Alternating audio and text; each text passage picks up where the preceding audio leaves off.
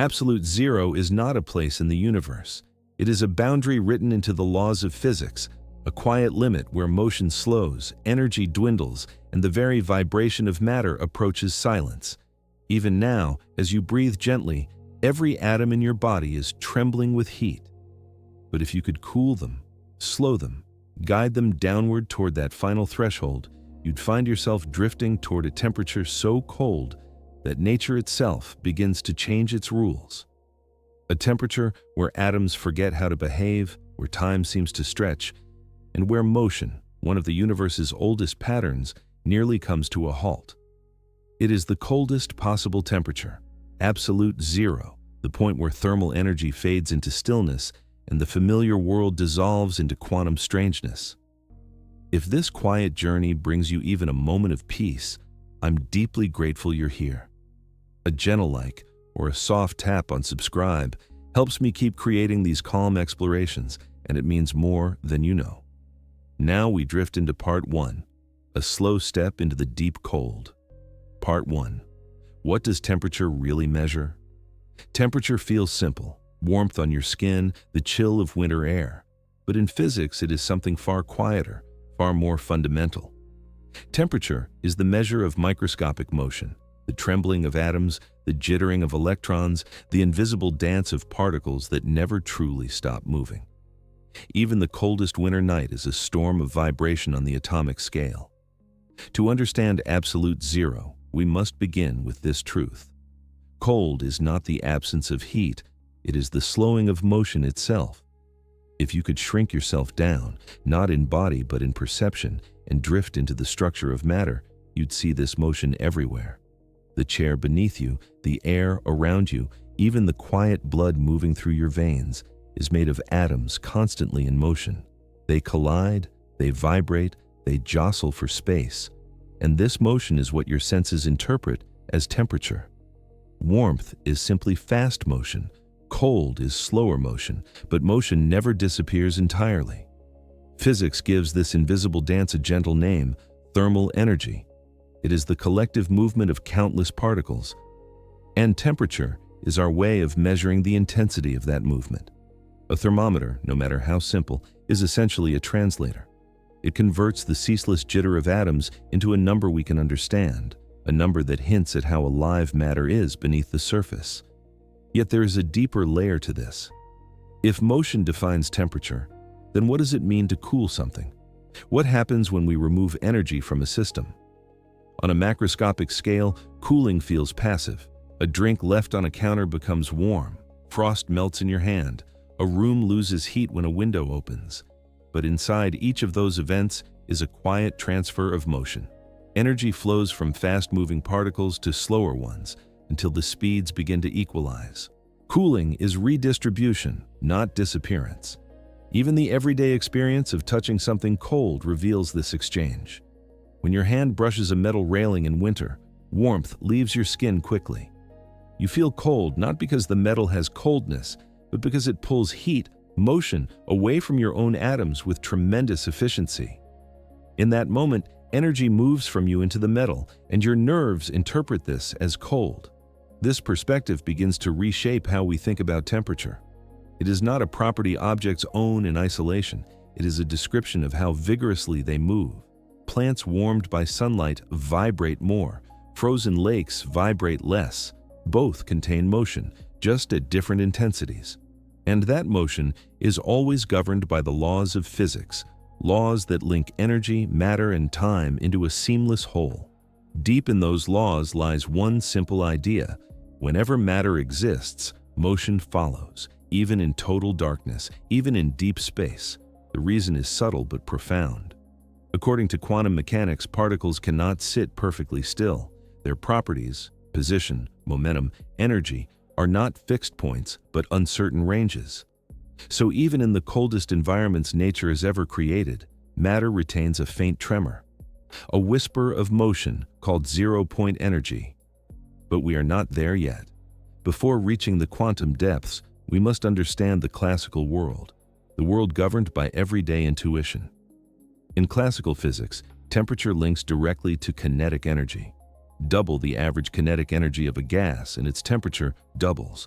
Slow the particles to half their previous speed, and the temperature drops in half. This linearity makes temperature feel intuitive. But the closer we drift toward the lowest possible temperature, the more intuition fades, replaced by quantum rules that behave less like common sense and more like poetry. Still, classical physics helps us grasp why temperature is universal. In gases, molecules rush freely, colliding like tiny spheres. In liquids, they still move but remain constrained by neighboring particles. In solids, they vibrate in place, unable to break free from a lattice. Yet in all three cases, temperature measures motion. Fast vibrations in a solid register as warmth. Slow vibrations register as cold. Whether a particle bounds across a container or only trembles slightly, its movement adds to the tally we call temperature. This view also explains why there is no upper limit to temperature. If you can keep adding energy, keep nudging particles to move faster, temperature rises without bound. Stars burn at millions of degrees because nuclear reactions launch particles to extreme energies. Plasma in powerful experiments reaches billions of degrees. Heat can soar endlessly as long as motion increases. But the lower limit is different. Here, the rules tighten. Because as motion decreases, as molecular speed dwindles, as atomic vibration softens, a natural boundary emerges.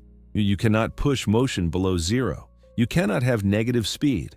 And so temperature, anchored to motion, also has a boundary. Absolute zero. The point where motion is minimized, where particles are as still as physics allows. Yet, still is a delicate word. Classical physics would say absolute zero means perfect silence. A frozen lattice, unmoving, untouched by any vibration. But quantum mechanics challenges this image. Even at absolute zero, every atom keeps a faint shimmer of energy. No system can reach a state of perfect rest. The universe forbids complete stillness. Still, in our everyday world, the intuition holds.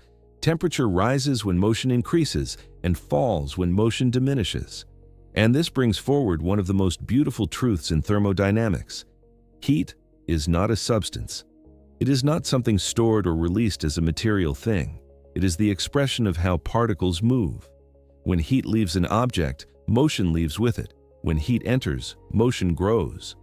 This is why cooling a gas causes it to condense into a liquid. The particles slow enough that they can no longer overcome their mutual attraction. And cooling a liquid causes it to freeze. Slow the motion even further, and the particles lock into a rigid structure, unable to rearrange themselves with ease. At each stage, temperature dictates what matter can do. And this brings us to entropy, the quiet companion of temperature. Entropy describes the number of possible arrangements for a system. Hotter systems have more accessible states because their particles move freely, exploring many configurations. Cooler systems have fewer possibilities. As temperature falls, the universe becomes more ordered, more predictable, more still. In this way, temperature is not only a measure of motion, it is a measure of complexity. When we cool something, we simplify it. We reduce its options. Matter settles into arrangements it cannot escape easily. At high temperature, atoms may vibrate so vigorously that they constantly break free of each other. At low temperature, they hold their positions tightly, forming orderly crystals. Cooling is the narrowing of possibility. And yet, paradoxically, at the lowest temperatures, quantum mechanics opens a new realm of complexity, one where particles behave as waves, where matter becomes coherent, and where intuition loses its grip. But that realm lies beyond this first step. For now, it is enough to understand that temperature is movement, that every warm breeze, every cold floor, every glow of sunlight is energy in motion, that absolute zero is not merely an extreme number, but the edge of nature's ability to slow that motion, and that everything you touch, everything you see, everything that feels warm or cold is a reflection of how the universe stores and shares its movement. And as we drift toward deeper questions about quantum stillness and perfect cold, one quiet truth remains. Temperature is not just a reading on a scale. It is the pulse of matter, the rhythm of atoms, the first step in understanding why absolute zero matters at all. And as we continue this quiet journey into the cold, one question naturally follows. Part 2. How close can matter come to perfect stillness? The closer something gets to absolute zero, the more its motion dwindles. At first, the cooling is steady. Molecules settle, atoms slow, but as the temperature falls into the final fractions above zero, everything resists. Motion refuses to vanish. Atoms cling to their last shivers of energy as if holding on to the memory of movement. This stubborn vibration is not a flaw in nature. It is quantum mechanics revealing itself. The universe has a way of hiding its most profound truths in silence. From a distance, cooling looks simple, as though we are merely draining the energy from matter, coaxing motion to fade smoothly into stillness. But the deeper we go, the more the rules shift. Near absolute zero, the everyday laws of physics begin to soften, replaced by a strange quantum geometry. Temperature doesn't decline in a straight line. Energy doesn't drift away evenly. Instead, the last traces of motion form a kind of sanctuary, a final refuge that refuses to be emptied. To understand why matter resists perfect stillness, imagine shrinking into the interior of an atom. Picture the nucleus suspended in a cloud of electrons, all trembling in place. At high temperatures, this trembling is chaotic, fast, sharp, unpredictable. But as the temperature falls, that chaos fades, the vibrations slow, the electrons drift in wider, gentler arcs. Yet even now, when the system is unimaginably cold, the particles will not stop. The reason is uncertainty. Not emotional uncertainty, but the precise mathematical uncertainty described by the Heisenberg principle. It tells us that you cannot know both the exact position and the exact momentum of a particle at the same time. The more precisely you try to pin one down, the more the other slips away. Stillness, perfectly zero momentum, would require infinite knowledge of position. Nature does not permit such perfection. So even in the quietest moments matter can ever achieve, a faint tremor remains, a shimmer, a whisper of motion that cannot be removed. Physicists call this zero-point energy. It is the energy of the vacuum itself, the restless, irreducible baseline of the universe. And it is the reason absolute zero is not simply unreachable, but fundamentally undefined in the way classical physics once imagined. Still, this resistance doesn't appear suddenly. It emerges gradually across a long descent into cold. At first, when a substance cools from room temperature, the process is smooth. A gas condenses into a liquid, releasing heat as particles cluster together. A liquid crystallizes into a solid, locking particles into a lattice where they can only vibrate in place. At this scale, temperature feels intuitive. Slower motion, lower energy, firmer structure. But as the system cools even further, far below the freezing points of everyday substances, the behavior of matter becomes unusual.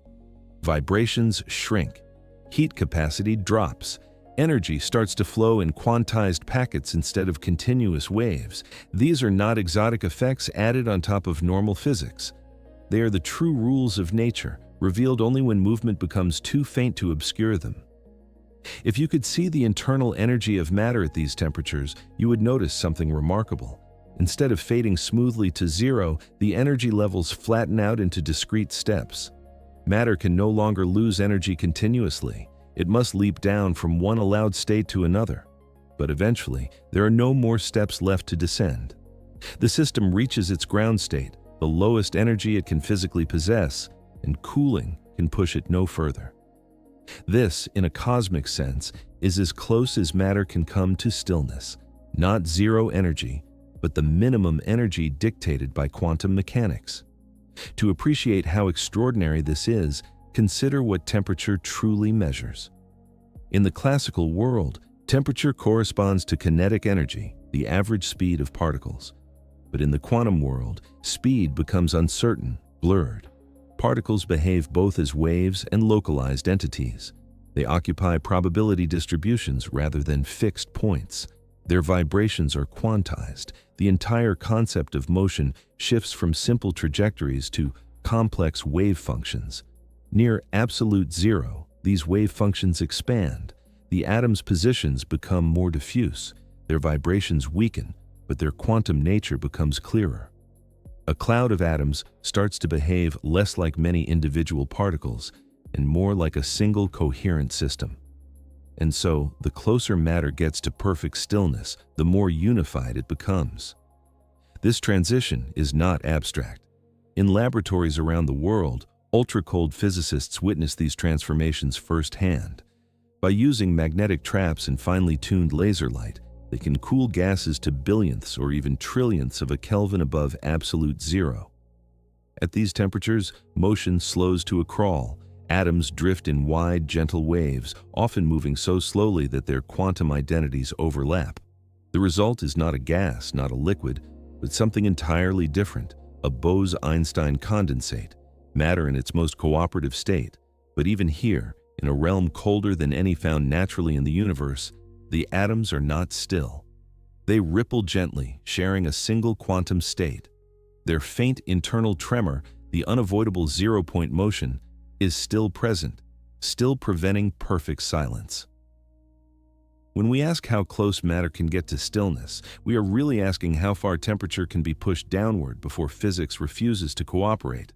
And physics refuses with elegance. Cooling becomes exponentially harder the closer a system gets to its ground state. Extracting the last microkelvin of energy demands increasingly complex techniques, delicate isolation, and immense precision. Even then, the goal is not true stillness, but approach. This resistance has real consequences. It shapes the behavior of superfluids, which flow without friction because their atoms have descended into a shared quantum rhythm. It shapes superconductors, where electrons pair up and move through a material without losing energy. Many of these effects appear only because matter never becomes fully still. Motion, gentle, constrained, deeply quantum, remains, and that lingering motion also affects time. At higher temperatures, matter rearranges quickly. At near zero temperatures, rearrangement slows. Chemical reactions hesitate. Diffusion nearly stops. Processes that take milliseconds at room temperature can take years at microkelvin scales. Stillness stretches time, lengthening the intervals between events. Yet, even here, in the deepest cold humanity can create, even at temperatures so low that space itself seems warm by comparison, the ground state remains. A soft glow of certainty at the bottom of the energy spectrum. A reminder that matter is never simply frozen. It is poised, balanced, held in an equilibrium between motion and stillness that quantum mechanics alone allows. The journey toward absolute zero is not the path to a perfect silence.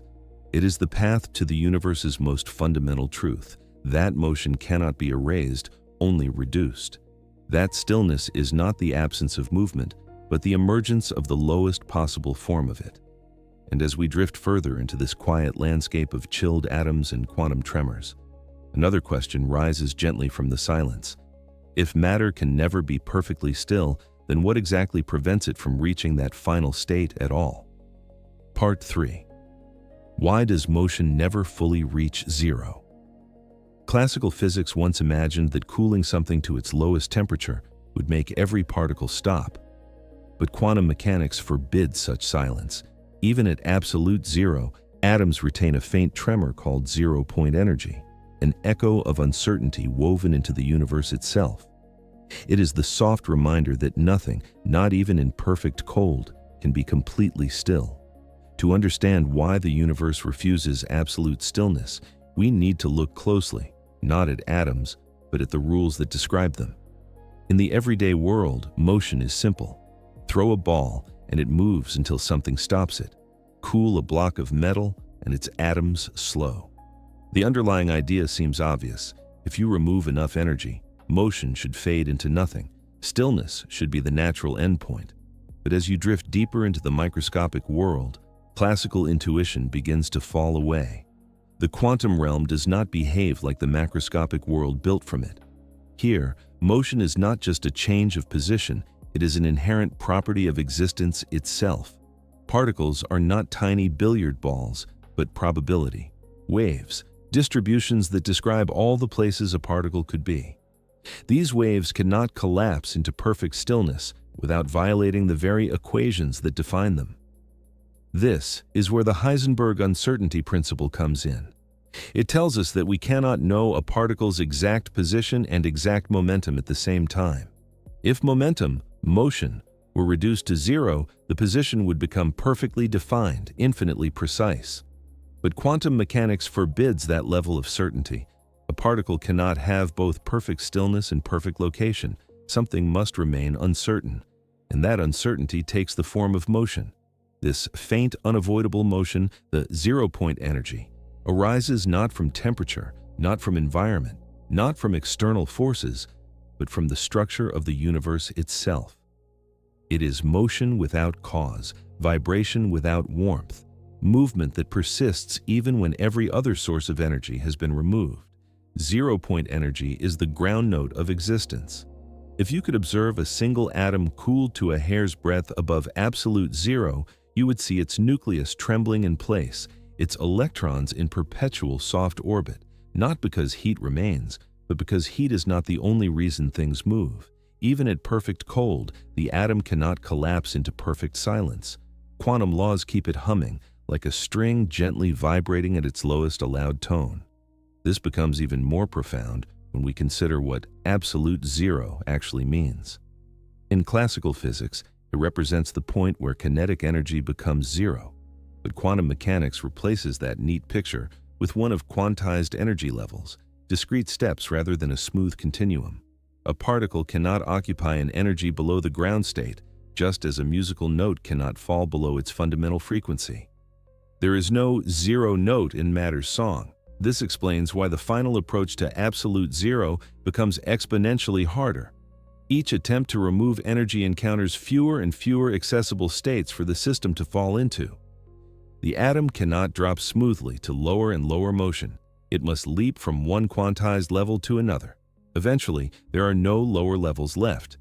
You cannot cool an atom beneath its fundamental quantum state, and so the motion remains. This is not merely a theoretical idea.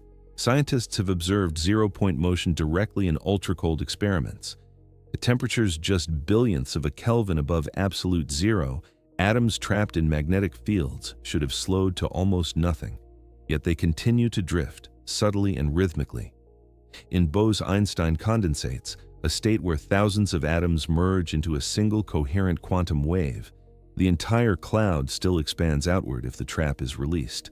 That gentle expansion is the imprint of zero-point energy, the last irreducible motion that cannot be suppressed.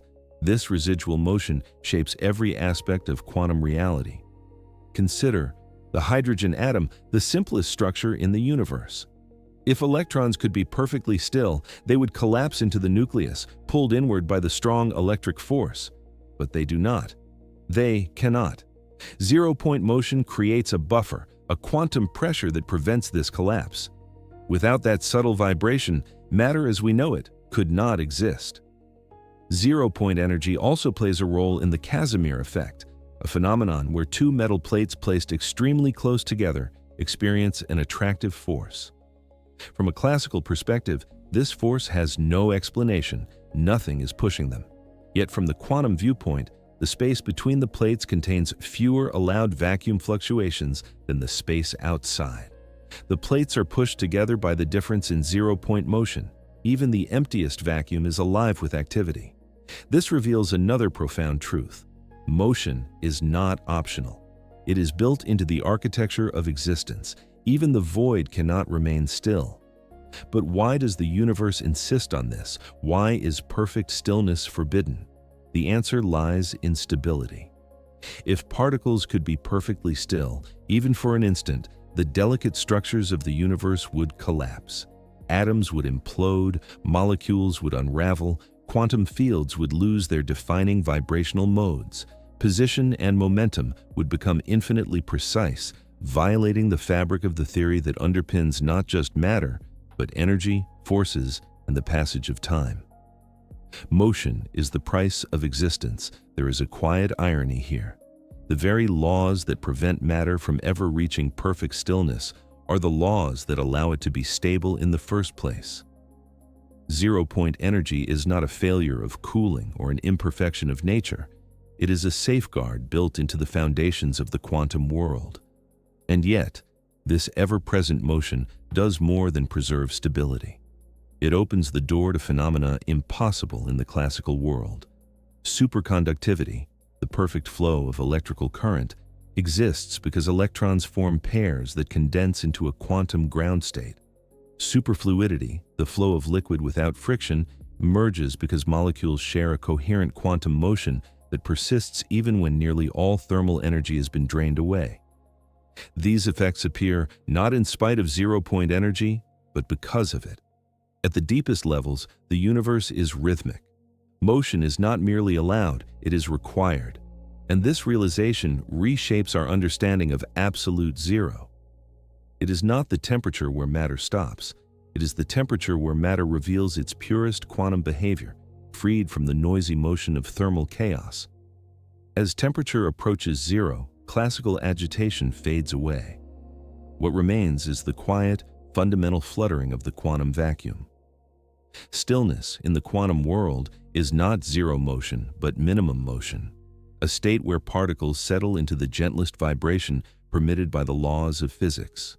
This is why motion never fully reaches zero, not because we lack the tools, not because cooling methods fail, but because zero motion is incompatible with the quantum structure of reality. And as we drift into the next chapter of this cold, quiet landscape, one question gently rises from the silence. If zero-point motion always remains, then what happens to atoms as they approach this limit, when their individual identities begin to blur and matter behaves as one? Part 4. What actually happens to atoms near absolute zero?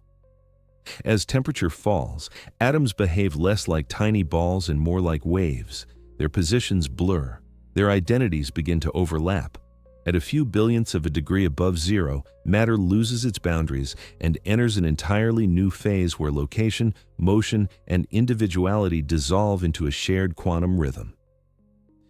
To understand this transformation, imagine starting with a simple picture of an atom, a nucleus in the center, electrons drifting in their orbital clouds. At ordinary temperatures, atoms move unpredictably. They bounce, they vibrate, they collide.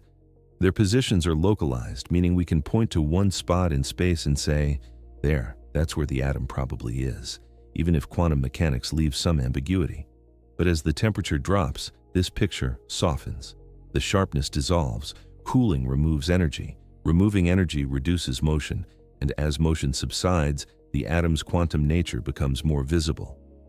At room temperature, these quantum wave functions, the mathematical descriptions of where an atom might be, are tiny, overlapping very little. But as the system cools, each atom's wave function expands. It spreads outward, occupying a wider region of space. The colder the system becomes, the more each atom begins to resemble a soft, delocalized cloud rather than a well-defined bead of matter. This spreading is not an artifact of measurement. It is a real shift in the nature of matter. At high temperatures, the wavelength associated with an atom, the de Broglie wavelength, is small. But as energy drops, the wavelength grows, eventually becoming larger than the distance between the atoms themselves. At that moment, the boundaries blur. You can no longer distinguish where one atom ends and the next begins. If you could shrink yourself down and drift between these ultra-cold atoms, you wouldn't find individual marbles packed together. You would find a single, continuous shape, a cloud of probability, a shared quantum wave. This is the birth of a Bose-Einstein condensate. Predicted by Satyendra Nath Bose and Albert Einstein nearly a century ago, this state of matter occurs when atoms fall into the same quantum state. They stop behaving like individuals and instead act like a collective whole. Thousands, even millions of atoms begin moving in perfect synchrony, as if they are different expressions of the same underlying wave. But arriving at this state requires temperatures unimaginably low, fractions of a microkelvin above absolute zero.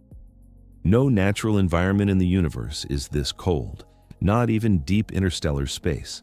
Such temperatures can only be achieved through careful, deliberate experiments using magnetic traps, evaporative cooling, and laser beams tuned with extraordinary precision.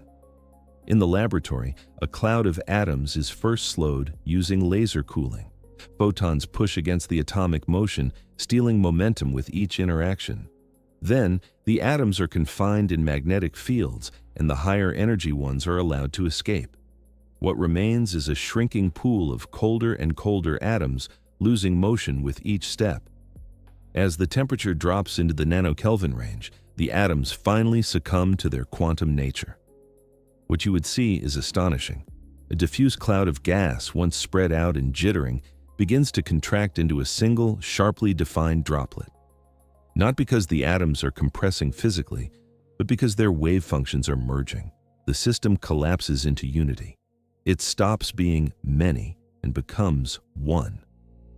This transition is one of the most dramatic changes matter can undergo.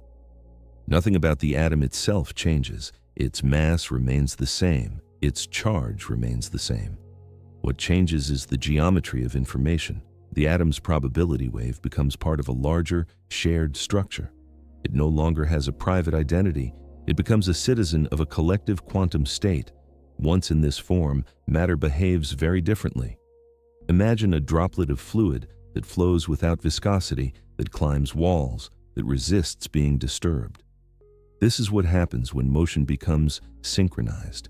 You can stir a Bose-Einstein condensate gently with a laser beam, and it will flow around the disturbance as if it were a single creature moving in perfect silence. This coherence is so perfect that if you split a condensate into two parts and bring them together again, they interfere with one another like overlapping ripples on a pond. Not because of collisions or turbulence, but because their wave functions are phases of the same underlying oscillation. They interfere the way two light beams do, not like particles, but like waves. This reveals a profound truth about the nature of temperature. It doesn't merely slow motion, it changes the type of motion. High temperature leads to complexity, chaos, individuality. Low temperature leads to simplicity, harmony, and shared behavior. In the extreme cold, atoms shed their personal differences and fall into lockstep. Yet there is another layer to this transformation. As temperature approaches absolute zero, the quantum waves become clearer, but they also become more fragile. Tiny disturbances, light, noise, residual heat can inject motion back into the system, breaking the coherence. This is why experiments must be done in vacuum chambers shielded from vibrations, electromagnetic fields, and even the warmth of the surrounding air. So the condensate remains a glimpse into a deeper truth. It shows that matter, when stripped of thermal noise, naturally tends toward coherence. The underlying order, normally hidden by heat, emerges. We see matter as it truly is, a constellation of waves overlapping, interfering, shaping one another. And this behavior is not exclusive to Bose-Einstein condensates. Fermionic atoms, which obey different rules, can form superfluids where pairs of atoms move without resistance. These systems glide through channels, creep along surfaces, and flow forever with no loss of energy. They, too, reveal that stillness is not the natural endpoint of cooling. Instead, perfect cold transforms matter into something more fluid, more collective, more wave-like. The closer a system gets to absolute zero, the more it becomes dominated by quantum rules. Position becomes uncertain, motion becomes quantized, classical intuition dissolves. The world we think we know, the world of objects with definite boundaries, gives way to a deeper architecture that operates beneath everyday perception. Near absolute zero, even the distinction between here and there becomes blurred. Atoms tunnel through barriers that would be impossible to cross at higher temperatures. They slip through obstacles as if they are not obstacles at all. The universe becomes permeable, smooth, continuous, a place where certainty loosens its grip. And yet, even in this extraordinary state, zero-point motion persists. The atoms do not stop. The condensate does not freeze in place. It quivers gently, holding the minimum energy that quantum mechanics allows. Perfect stillness remains forbidden, even in this most unified form. So what actually happens to atoms near absolute zero? They lose their individuality. They merge into a single coherent quantum wave. They behave in unison, not out of simplicity, but out of necessity. The colder they become, the more clearly we see the quantum blueprint beneath all matter. And at those temperatures, the universe stops behaving like a collection of separate objects and begins behaving like a single, interconnected field. And as we continue drifting through this frozen landscape of collective waves and quantum rhythms, one question rises quietly from the silence. If atoms merge into unity at extreme cold, what hidden forces allow us to cool them so close to the quantum edge in the first place? Part 5.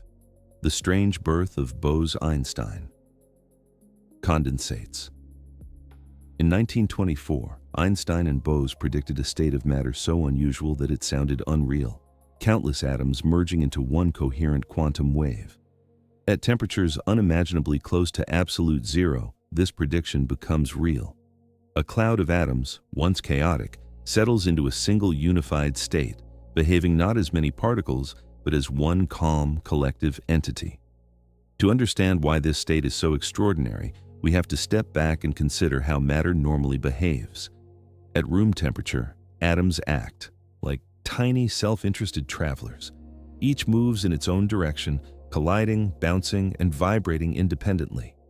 Even in gases cooled far below freezing, this individuality persists.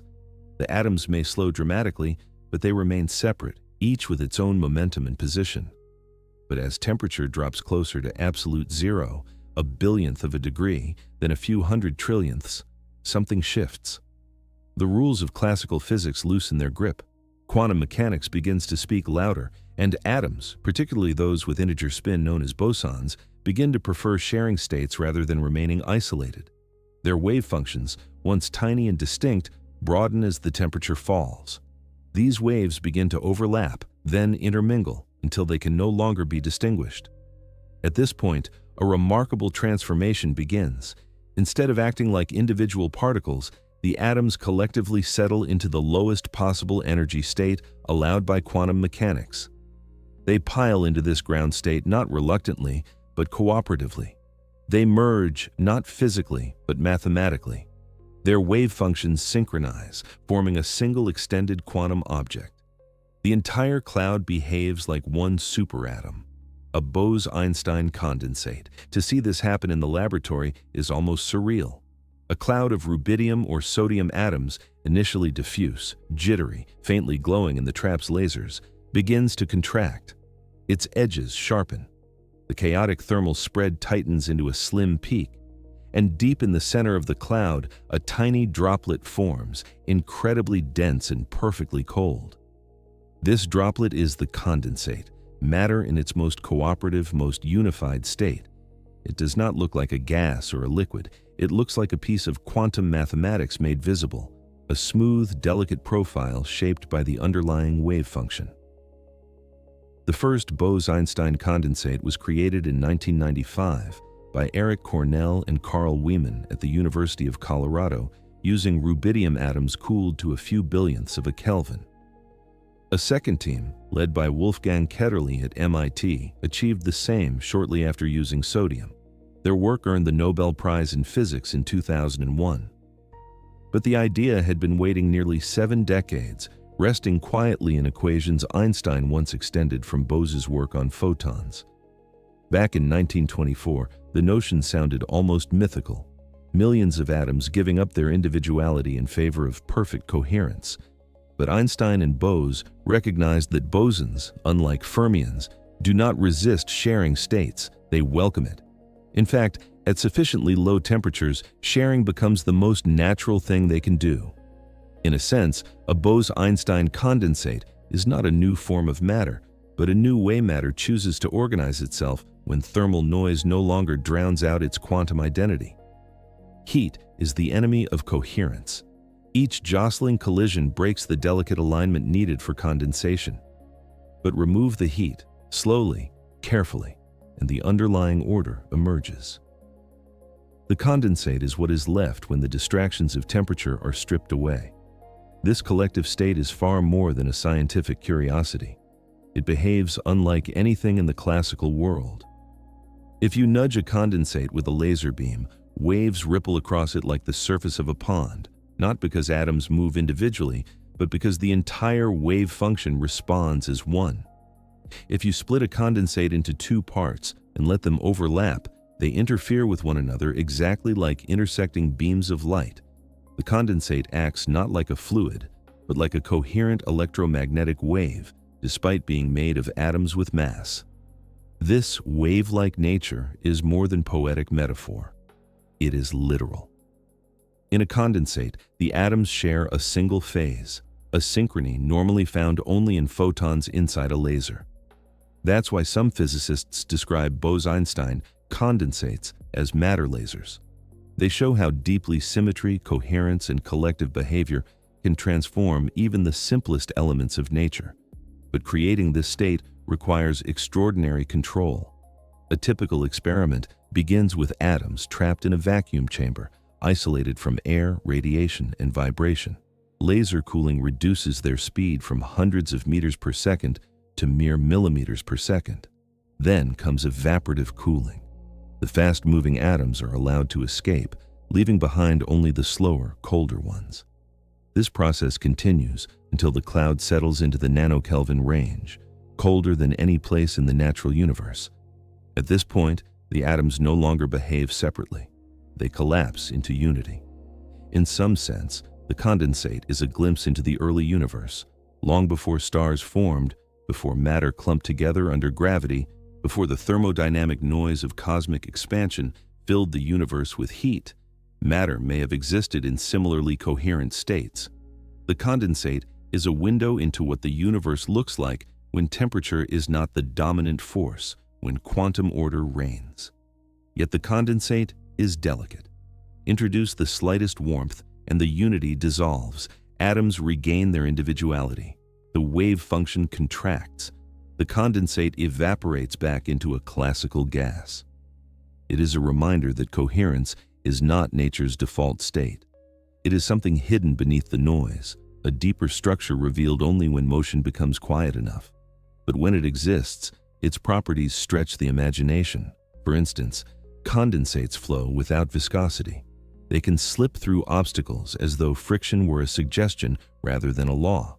They can form vortices, tiny whirlpools where the entire condensate rotates in quantized steps. These vortices do not behave like water spinning in a drain. Instead, they rotate in discrete units of angular momentum, revealing the granular nature of quantum motion. If you disturb a condensate, it doesn't splash or scatter. It oscillates, like a single wave. And if you probe it with light, it diffracts like a patterned surface rather than a collection of particles. Every experiment done on a condensate tells the same story. The atoms no longer think independently. They behave as one. This unity is not only beautiful, it is useful. Bose-Einstein condensates have become tools for exploring quantum mechanics on macroscopic scales. They allow physicists to study quantum turbulence, simulate complex materials, and create ultra-cold atomic clocks with unprecedented precision. They are the seeds from which quantum technologies may someday grow. And yet, in their quietest form, they remain simply a testament to what matter becomes when we silence its temperature. A Bose-Einstein condensate is not exotic in its ingredients. It is made of ordinary atoms: rubidium, sodium, lithium, helium. What makes it extraordinary is the stillness it reveals, the underlying symmetry of the quantum world laid bare. When the noise of heat falls away, matter remembers that it is made of waves. And as we drift deeper into the cold, watching atoms merge into one coherent whole, another question rises gently from this unity.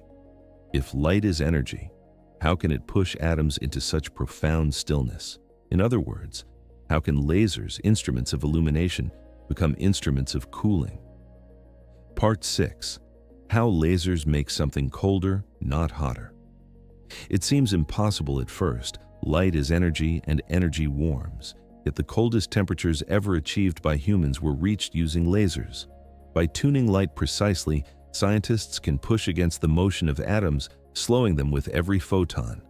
To cool something with light is to play a gentle cosmic game, using the momentum of photons to erase heat, one vibration at a time. To understand why this counterintuitive technique works, we need to start with a simple truth. Atoms are never truly motionless. Even in a gas cooled to the edge of freezing, atoms zip around at hundreds of meters per second. Temperature is simply a measure of that motion. So if we want to cool atoms, if we want to slow them, we need some kind of break. But in the quantum world, nothing touches atoms directly. There is no tiny hand to grasp them, no friction to slow them down. Only forces, only interactions. Light becomes the perfect tool because photons, the tiny packets of light energy, carry momentum. And though this momentum is incredibly small, it is not zero. When a photon strikes an atom and is absorbed, it gives the atom a tiny push. That push can speed it up or slow it down, depending on the direction of the collision. Imagine an atom drifting through space. If you shine a beam of light directly at it, each photon impacts the atom like a microscopic snowflake blown against your cheek. One snowflake does little. Billions, arriving at just the right angle, can steer the atom gently backward, slowing its motion. But this alone is not enough. If an atom absorbs a photon and then re-emits it, wouldn't the recoil send it speeding off in some random direction? Yes, unless the process is tuned so carefully that the absorption is always directional, but the emission is scattered at random. That way, the slowing effect from absorption is strong and cumulative, while the kicks from emission average out to nearly zero. This is the foundation of laser cooling, yet the real brilliance lies in how scientists bias atoms into absorbing photons only when the atoms move toward the light source. This uses a phenomenon called Doppler shifting, the same effect that makes the pitch of a passing siren change depending on its motion relative to you. When an atom moves toward a beam of light, the light's frequency shifts slightly upward from the atom's perspective. If the laser is tuned just a bit below the atom's natural absorption frequency, then only atoms moving toward the laser will see it as the correct frequency. Only those atoms will absorb photons. The result is elegant. Atoms moving toward the beam get slowed. Atoms not moving toward it barely interact with the light at all. It is like having a wind that blows only against your motion. Using 6 such laser beams, 1 pair for each spatial direction, scientists create what they poetically call an optical molasses. Inside this region, atoms feel resistance no matter which way they drift. They move and the light pushes back. They drift and the molasses slows them. Bit by bit, collision by collision, the random motion in the atomic cloud decreases. Temperature falls. This technique can cool atoms to temperatures of around 100 microkelvin, a few 10,000ths of a degree above absolute zero. Yet even this is not the limit. As atoms slow, Doppler cooling reaches a boundary. The photons still carry momentum, and their random scattering keeps atoms vibrating faintly. This is the Doppler limit. But physicists, never content to stop at a limit, found ways to go further. Below that limit lies sub-Doppler cooling, enabled by the subtle interplay of atomic spin states and polarization of light. In these techniques, called Sisyphus cooling, atoms climb energy hills created by the lasers. When an atom reaches the top of one hill, the light shifts the atom's internal state, dropping it back down the hill's potential in a way that removes energy each cycle. It is named after the myth of Sisyphus, forever pushing his boulder up the mountain, because in this technique, the atoms become the ones doing the climbing, only to be gently reset over and over. Each climb drains energy from the system. Each reset lowers the temperature a little more, and eventually, these methods cool atoms to the nanokelvin range, around a billionth of a Kelvin above absolute zero. At these temperatures, the world is no longer classical. Atoms stretch into waves, motion loses meaning. Matter begins preparing to collapse into a single quantum state, the first step toward Bose-Einstein condensation. But even before that threshold, laser cooling reveals something profound. Atoms are not simply objects, they are quantum actors responding to light in ways deeply tied to probability, frequency, and symmetry. Beyond sub-Doppler cooling lies evaporative cooling, where the hottest atoms are allowed to escape the trap, leaving behind only the coldest. But even that process depends on the foundation lasers provide. Without laser cooling, the atoms would be far too energetic for evaporative cooling to be effective. Light prepares the system, evaporation finishes the descent. And in the heart of these experiments lies the most delicate requirement of all: isolation. At these temperatures, even slight vibrations from the environment, heat from the chamber walls, stray magnetic fields, or even a beam of light just a fraction too warm can send energy rushing back in. Cooling atoms to these temperatures is like balancing a snowflake on a candle flame. Every disturbance matters. Yet the tools scientists have developed allow us to create conditions more stable than almost any natural environment. Deep inside magneto-optical traps, atoms float in vacuum chambers more empty than outer space. Lasers tuned with precision beyond anything our senses could imagine hold atoms in place. And through this combination of light, magnetism, and patience, temperatures colder than the cosmic microwave background, colder than interstellar clouds, become possible. It is remarkable that something as familiar as laser light, something that fills supermarket scanners, fiber optic cables, and children's toys, can also sculpt the coldest matter in existence. But this is the quiet paradox of cooling with light. The photons that strike an atom do not warm it, they redirect it, they guide its motion, they shape its behavior, they gradually erase the random jitter the temperature provides. Light becomes not an agent of heat, but an agent of stillness. And at the heart of this stillness lies the subtle truth that temperature is not a substance but a motion. To remove temperature is to remove motion. And to remove motion, all you need is a gentle push in the right direction, billions of times per second with perfect timing. Laser cooling represents one of humanity's most elegant achievements, using the restless energy of light to reveal the quietest possible version of matter. With photons as guides, atoms fall into order. Motion softens. The quantum foundation beneath classical behavior becomes visible. And as matter is slowed by beams of precisely tuned light, one question naturally rises from the silence. If lasers can push atoms into stillness, what prevents us from reaching absolute zero itself? Part 7. The quantum limit of cooling. Even with the best lasers and magnetic traps, scientists eventually encounter a barrier. Below a certain point, atoms become so spread out in their quantum waves that any attempt to cool them further introduces new motion. Nature sets a soft, final threshold, a temperature just above absolute zero, beyond which no known technique can push matter without disturbing it more than helping it. To understand why this boundary exists, imagine standing on the edge of a frozen lake at night. The air is perfectly still. The surface is smooth, unbroken. You can sense that any movement you make, any breath, any shift, will send ripples through the delicate calm. The quantum world behaves in a similar way near absolute zero. As matter approaches that final threshold, the act of touching it, measuring it, or nudging it with light inevitably disturbs it. Cooling becomes paradoxical. The gentler we try to make matter, the more our touch disrupts its quiet. This paradox arises from the very structure of quantum mechanics. At extremely low temperatures, atoms no longer behave like tiny balls bouncing unpredictably. Their wave-like nature dominates. Their probabilities spread. Their positions blur into diffuse patterns. They occupy larger and larger regions of space, even as their motion slows. When a wave spreads out, it becomes harder to pin down without disturbing it, and every disturbance carries energy. This is the essence of the quantum limit of cooling. The more precisely we try to slow an atom, the more uncertainty we add to its position and momentum. And uncertainty always comes with energy.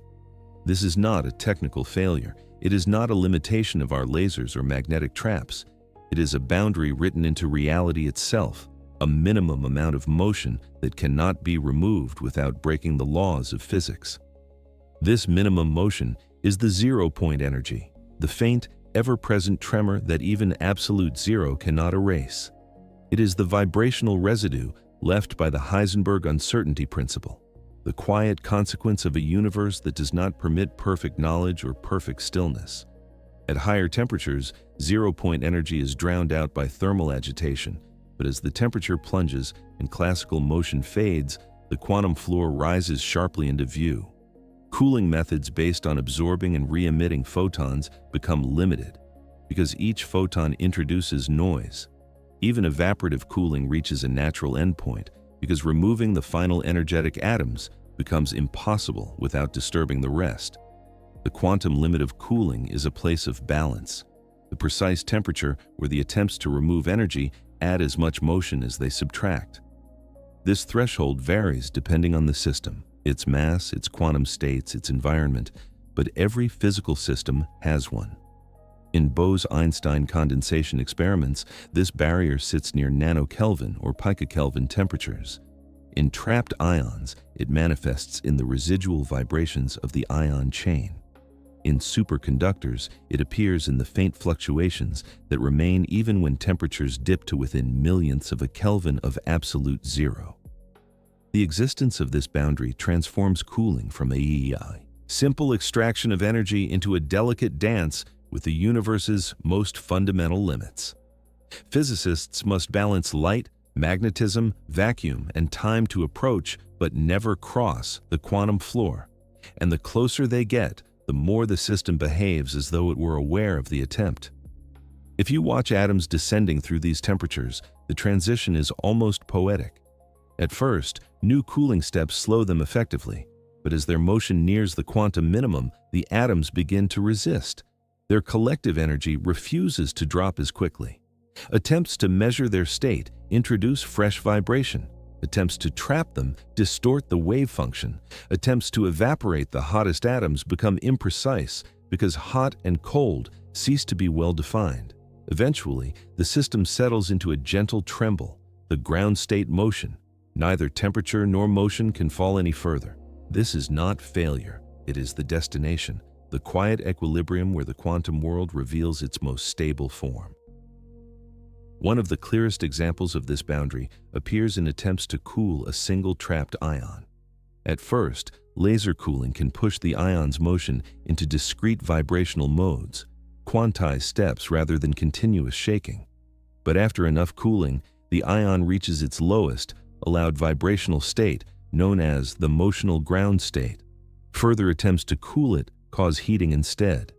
The photon scattering required to extract energy introduces kicks that outweigh the reductions. The system begins to oscillate gently around its minimum energy, quietly announcing that the limit has been reached. Quantum optomechanical experiments show the same phenomenon.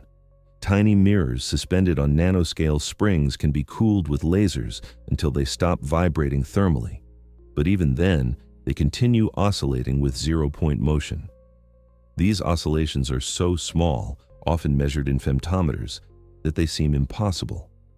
Yet they remain because the quantum world never allows complete stillness.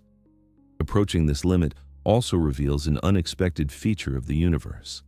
As a system nears absolute zero, entropy, the number of possible microscopic configurations, plummets. The system becomes more ordered, more predictable. And in the limit of zero temperature, the entropy approaches a constant minimum value. This is the third law of thermodynamics, which states that absolute zero cannot be reached in a finite number of steps. Every cooling method ever devised ultimately becomes less effective with each passing increment. The staircase of temperature becomes infinitely steep near the bottom. The descent slows, then pauses, then halts. You can approach the final step forever, but you cannot take it. The universe protects its quantum ground states with quiet determination. Another reason cooling stops is that, at extremely low temperatures, systems become exquisitely sensitive to their surroundings. Blackbody radiation from distant surfaces can reheat the atoms. Stray electromagnetic fields can inject energy into the wave functions. Cosmic rays can add motion. Even gravitational waves, faint ripples in spacetime, place a soft and unavoidable limit on perfect isolation. Cooling atoms near absolute zero is like trying to silence a room so completely that not even the movement of air molecules can be heard. Eventually, the noise of the universe itself becomes the limiting factor. Yet this limit is not something to be overcome. It is a doorway. When a system reaches the quantum limit of cooling, its behavior reveals the deep architecture of physics. Matter begins to exhibit perfect coherence. Superconductors achieve zero electrical resistance. Superfluids flow without friction. Quantum computers approach their most stable operational states. The simplest systems behave with astonishing predictability, while complex systems reveal hidden symmetries. The quantum limit of cooling is not the end of exploration. It is the beginning. It is the place where heat no longer masks the subtleties of the quantum world, where motion no longer overwhelms coherence, where noise no longer obscures the pattern. It is the temperature where the universe shows you its blueprint. And as we drift deeper into this cold frontier, past lasers, past evaporative cooling, past even the trembling floor of zero-point motion, a new question begins to form softly at the edge of understanding. If cooling has a fundamental boundary, how close have we come to reaching it? And what does humanity's coldest experiment reveal about the nature of the universe itself? Part 8. What happens to time, near absolute zero?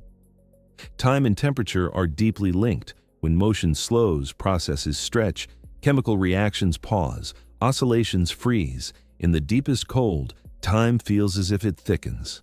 Matter stops rearranging. Entropy slows its climb. Near absolute zero, the world becomes a place where the arrow of time nearly flattens into stillness. To understand why, we need to examine what time really measures. It is tempting to think of time as something external, an invisible river flowing past us, indifferent and unstoppable. But in physics, time is not defined by clocks on the wall or the spin of planets. Time is defined by change, processes moving forward, systems evolving, atoms exchanging energy, shifting states, rearranging themselves. When those processes slow, our experience of time changes. And when they approach the faint tremors of the quantum limit, time begins to feel less like a river and more like a frozen lake, solid at the surface, yet quietly trembling beneath. At everyday temperatures, the world is teeming with motion. Molecules vibrate, electrons jump between energy levels, chemical reactions unfold with astonishing speed. Biological processes, from muscle contractions to neural firing, race along countless molecular pathways. This is why time feels smooth. The transitions are continuous, unbroken. Warmth fills the world with change. But the colder a system becomes, the rarer these changes are. The energy needed to drive chemical reactions disappears. Thermal vibrations collapse into the faintest whispers. Atoms, normally restless, lose the ability to rearrange themselves. The pace of everything slows. This slowing is not metaphorical. Chemical reaction rates depend exponentially on temperature. A reaction that takes a millisecond at room temperature can take centuries when cooled to near absolute zero. Glasses, crystals, and even biological molecules can freeze into states that are no longer able to change. Not because the laws of chemistry disappear, but because time loses its momentum. Without thermal agitation, many reactions simply never climb over the energy barriers that allow them to proceed. Motion becomes improbable. Events become rare. Time, in the sense defined by physical change, stretches. This is the first way temperature alters time, by changing how quickly systems evolve. But there is a second, deeper way temperature influences time, one far more subtle and far more profound. In the quantum realm, the passage of time is tied to a system's energy. The famous time-energy uncertainty relation says that the more precisely we know a system's energy, the less precisely we can define when it is in that state. At high temperatures, energy fluctuates wildly. These fluctuations give the system a well-defined temporal evolution. But as temperature approaches absolute zero, something surprising happens. The system collapses into a narrow range of energy states. Fluctuations shrink, and the narrower that range becomes, the more smeared out time becomes on the quantum level. Perfect stillness would mean infinite uncertainty in time. A system frozen at precisely one energy would have no sense of before or after. It would simply exist. This does not mean time literally stops. Instead, time becomes less relevant.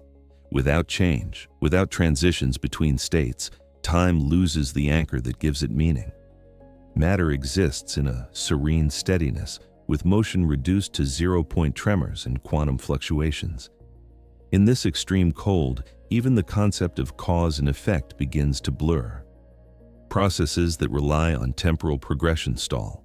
Systems that normally drift toward equilibrium become trapped in place.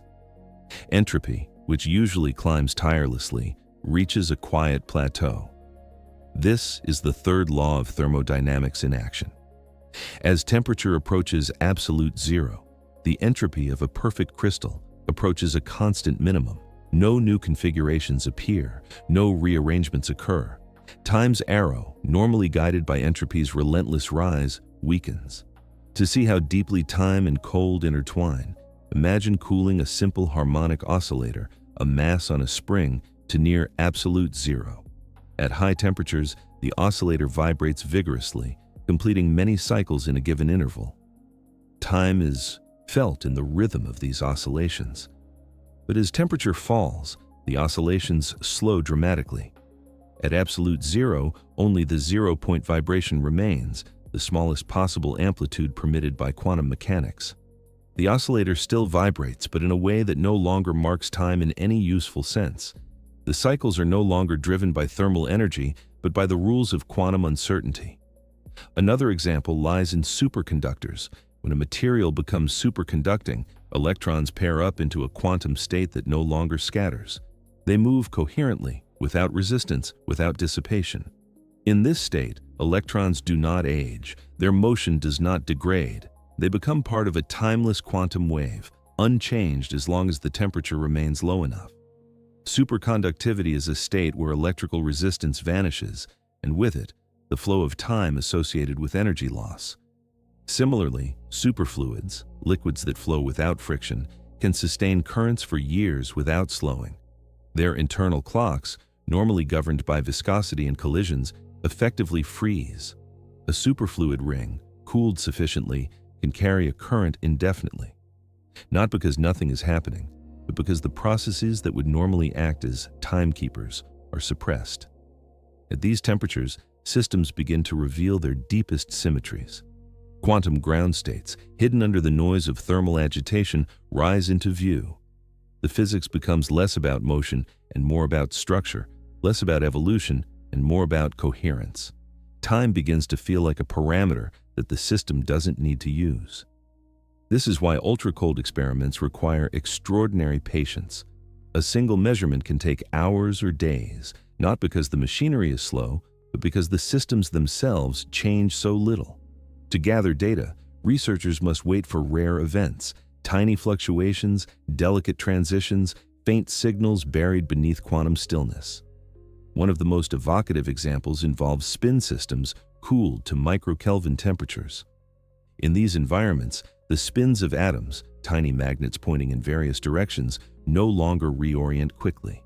At higher temperatures, spins flip rapidly. Magnetic moments fluctuate, but near absolute zero, spin relaxation slows to extraordinary timescales. Some spins take hours or days to flip, others may take centuries.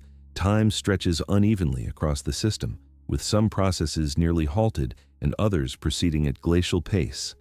Even the cosmic background offers clues to this connection. After the Big Bang, when the universe was unimaginably hot, time flowed rapidly because energy transitions were constant. As the universe expanded and cooled, processes slowed. Nuclear fusion rates dropped. Particle interactions became scarce. Time, in a physical sense, stretched. And in the eventual heat death of the universe, a future where temperature asymptotically approaches zero, time will lose almost all meaning as change evaporates. Near absolute zero, the universe is rehearsing its final act, a quiet state where motion, information, and entropy rest. Yet even in this extreme stillness, time does not disappear entirely. Zero-point motion remains. Quantum fluctuations ripple faintly across the vacuum. These fluctuations prevent perfect stasis. They ensure that some form of temporal structure, however delicate, always persists. The universe cannot fall fully silent, but that silence grows deeper the colder we go.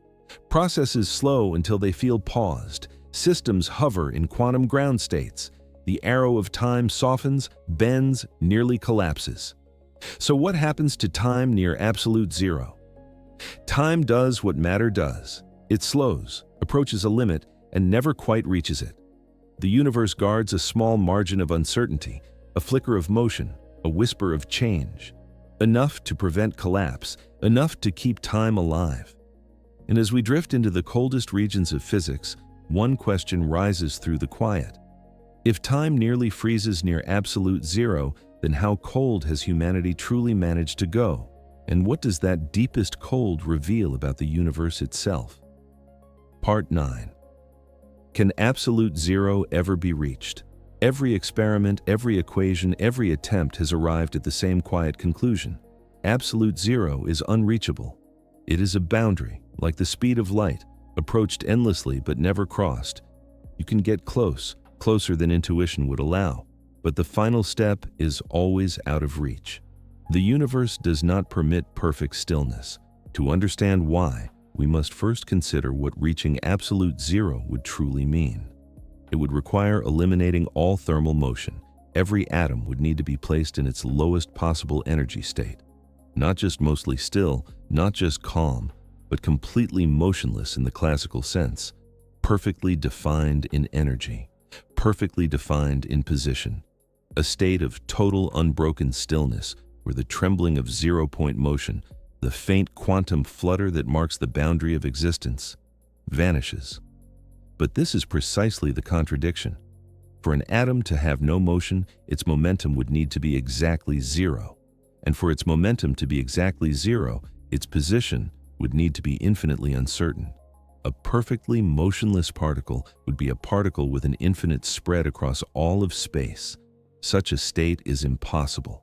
So the dream of freezing matter into absolute silence collapses not because of our technological limitations, but because of the architecture of quantum mechanics. The Heisenberg uncertainty principle does not allow both exact position and exact momentum. One must remain blurred. This blurring is not a flaw. It is the foundation upon which the stability of matter rests.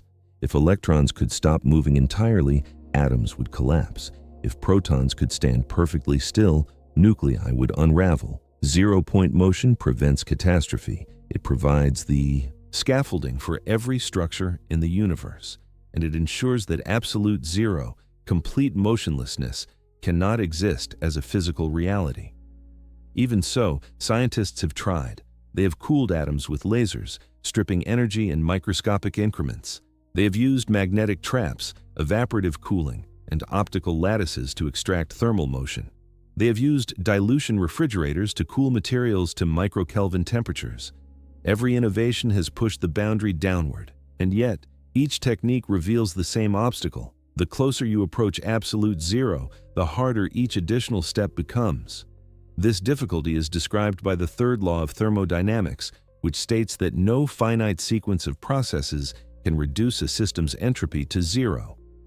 Entropy measures the number of possible microscopic states a system can occupy. To reach absolute zero, a system must be restricted to exactly one state, the ground state, with no fluctuations, no alternatives, no residual uncertainty. Achieving this would require infinite resources, infinite time, or an impossible degree of isolation. Cooling becomes asymptotic. Each attempt yields diminishing returns. A millionth of a degree is easy. A billionth of a degree is harder. A trillionth becomes nearly impossible. The energy that must be removed becomes so faint, so delicate, that the act of measuring it reintroduces motion. The tools used to cool matter, photons, magnetic fields, evaporative escape routes, cannot operate without disturbing the atoms they seek to calm. Imagine trying to silence a vibrating string by touching it with a feather. The feather itself produces a new vibration. The attempt to still the string creates the very motion it seeks to remove. This is the paradox of cooling. At the quantum limit, activity cannot be extracted without adding more. Even in the quietest laboratories, nature imposes disturbances. Background radiation from the universe, vibrations traveling through the Earth, thermal photons from the walls of the experiment, magnetic noise from nearby electronics. Even the gravitational pull of distant objects contributes a tiny perturbation. No matter how carefully a system is isolated, the universe whispers just enough energy into the experiment to prevent perfect stillness. The coldest temperatures ever achieved, on the order of tens of picokelvin, push remarkably close to absolute zero. But even here, the atoms are not perfectly still. Their zero-point motion persists. They breathe softly in their quantum ground states, refusing to settle into the silence we imagine absolute zero to be. Some of the clearest demonstrations of this boundary appear in trapped ion experiments. Ions can be cooled into specific vibrational modes until they reach the lowest allowed state. But below that, additional cooling is impossible. The ion simply oscillates gently, following the minimum energy curve dictated by its confinement. Scientists can describe the vibrational quanta of the system with exquisite detail, but they cannot remove them. Similarly, in optomechanical systems, microscopic mirrors suspended on nanoscopic beams, researchers have cooled devices to the point where thermal vibrations disappeared, leaving only quantum fluctuations. These vibrations are not signs of failure. They are proof that absolute zero cannot be reached. The mirror is in its ground state. Nothing more can be removed. The machine is as quiet as physics allows. This impossibility is not disappointing. It is enlightening. It shows that nature is not built on perfect stillness. It is built on the gentle hum of the quantum vacuum, an underlying vibration, a perpetual fluctuation, a baseline rhythm that can never be silenced because it is essential. It is what keeps atoms from collapsing, what stabilizes molecules, what gives materials their structure. Absolute zero is unreachable because the universe itself cannot be motionless. And yet, striving toward it has led us to some of the most profound discoveries in physics. Superconductivity, the disappearance of electrical resistance, emerges near this cold frontier, as does superfluidity, the frictionless flow of liquid helium. Bose-Einstein condensates reveal matter's quantum unity. Ultra-cold atomic clocks achieve precision so exquisite that they can lose less than a second over the age of the universe. Cooling experiments allow us to test quantum mechanics on macroscopic scales, probe dark matter candidates, and study quantum turbulence. The boundary we cannot cross becomes the doorway to deeper understanding.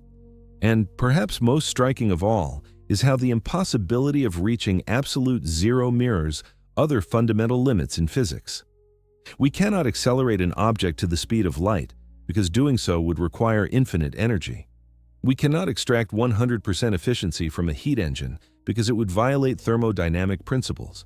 And we cannot reach absolute zero because it would violate the fabric of quantum mechanics. These limits are not arbitrary. They are the guardrails of the universe, quiet constraints that keep reality coherent and consistent. So can absolute zero ever be reached? No. And that no is a quiet promise, a reminder that the universe is not fragile, that motion cannot be erased, that uncertainty is not a flaw but a foundation. And as we drift deeper into this exploration of cold, one question gently follows. If absolute zero is unreachable, then what is the coldest temperature humanity has actually achieved? And what does that record tell us about the nature of matter itself? Part 10. The coldest temperatures ever achieved by humans. In laboratories around the world, scientists have cooled gases to billionths of a Kelvin above absolute zero. Some ultra-cold atoms have been chilled so intensely that they reach temperatures colder than the vast emptiness between galaxies. In these quiet experiments, matter briefly enters a realm where the familiar laws of physics soften into quantum fluidity. To grasp how extraordinary these temperatures are, imagine the coldest places nature provides. The cosmic microwave background, relic radiation from the birth of the universe, fills the cosmos at about 2.7 Kelvin. The coldest naturally occurring object ever found in space, the Boomerang Nebula, reaches a chilling 1 Kelvin. Even the deepest shadows on the Moon and the permanently sunless craters of Mercury hover only a few tens of Kelvin above zero. Nature can be cold, but not infinitely cold.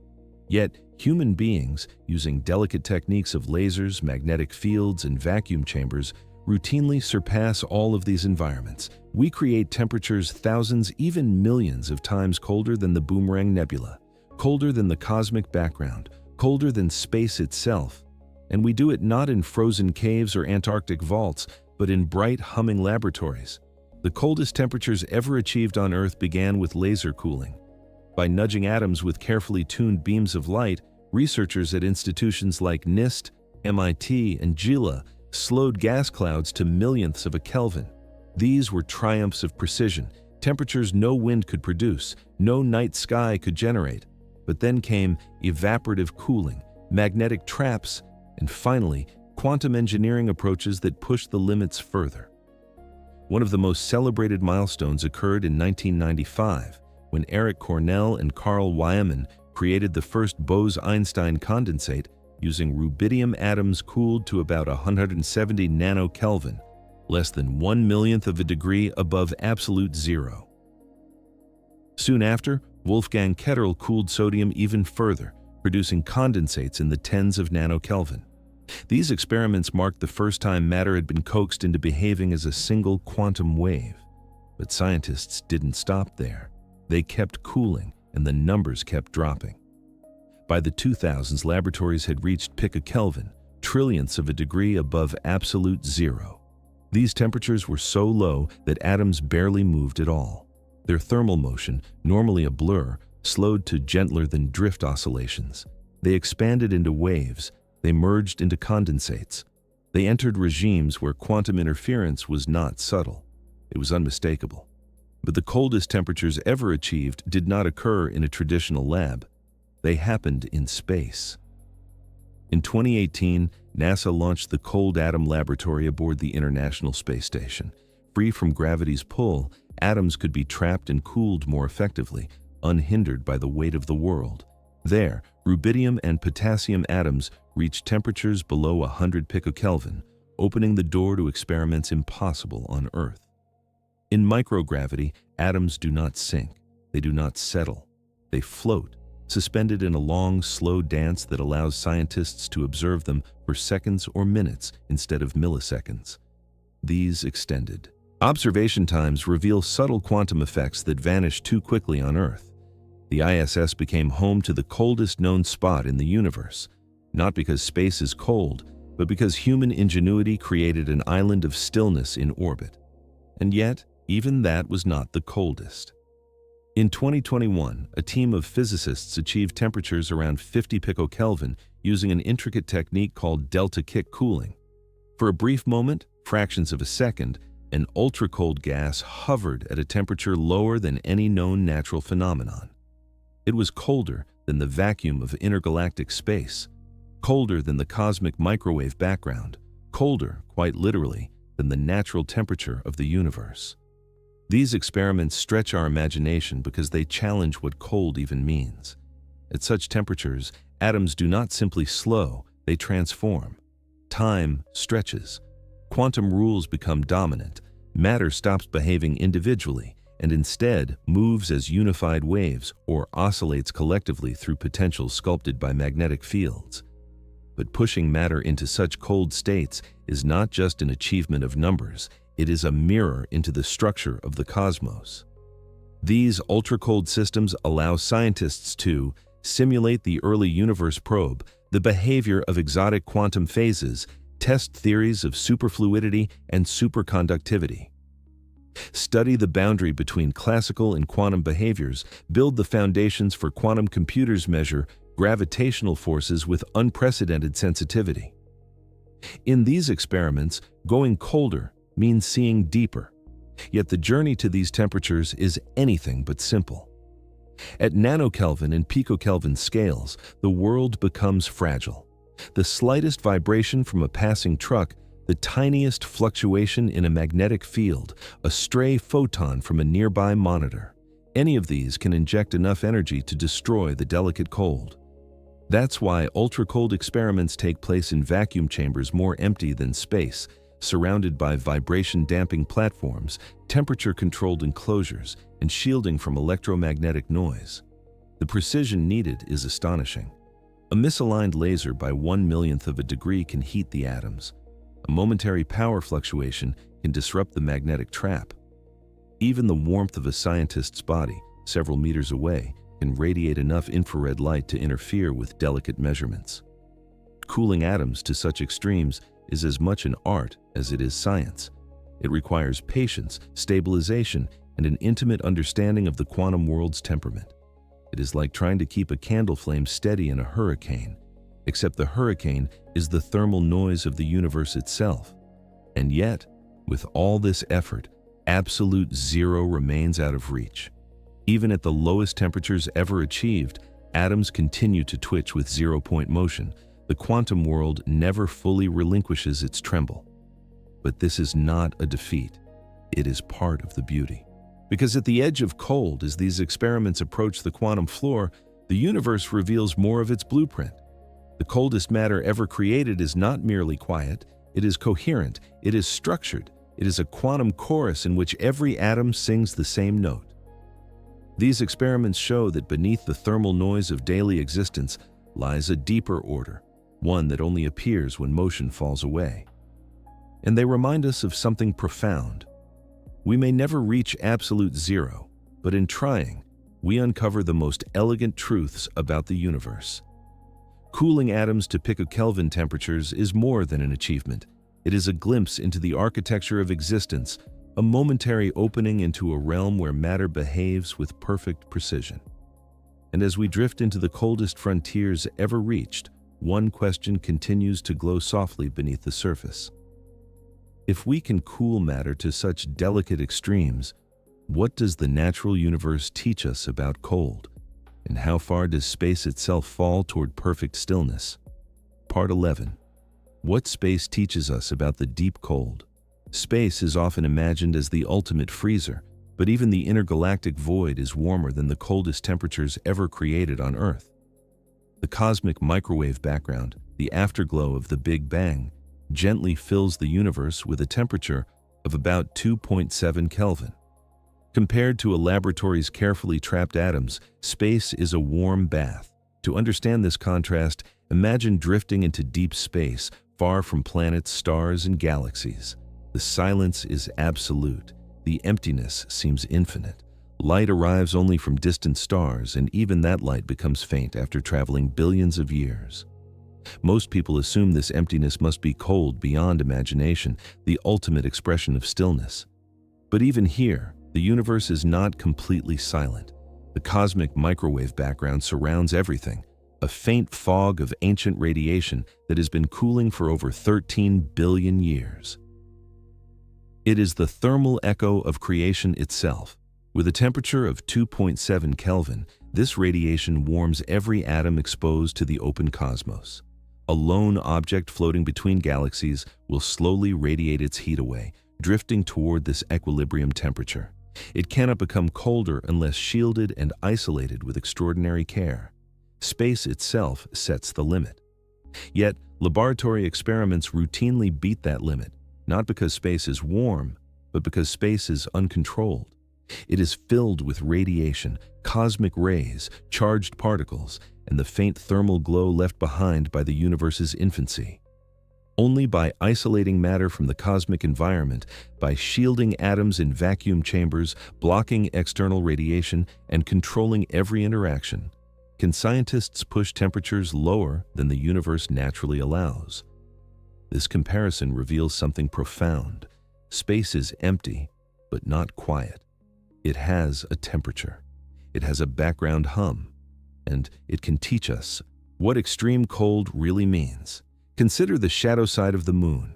Without atmosphere, sunlight, or protection, lunar nights plunge to roughly 100 Kelvin. Mercury's night side falls even lower. Comets, drifting through the outer solar system, reach temperatures of about 50 Kelvin. Neptune's cloud tops sit around 55 Kelvin. These are unimaginably cold by everyday standards, yet they remain far from absolute zero.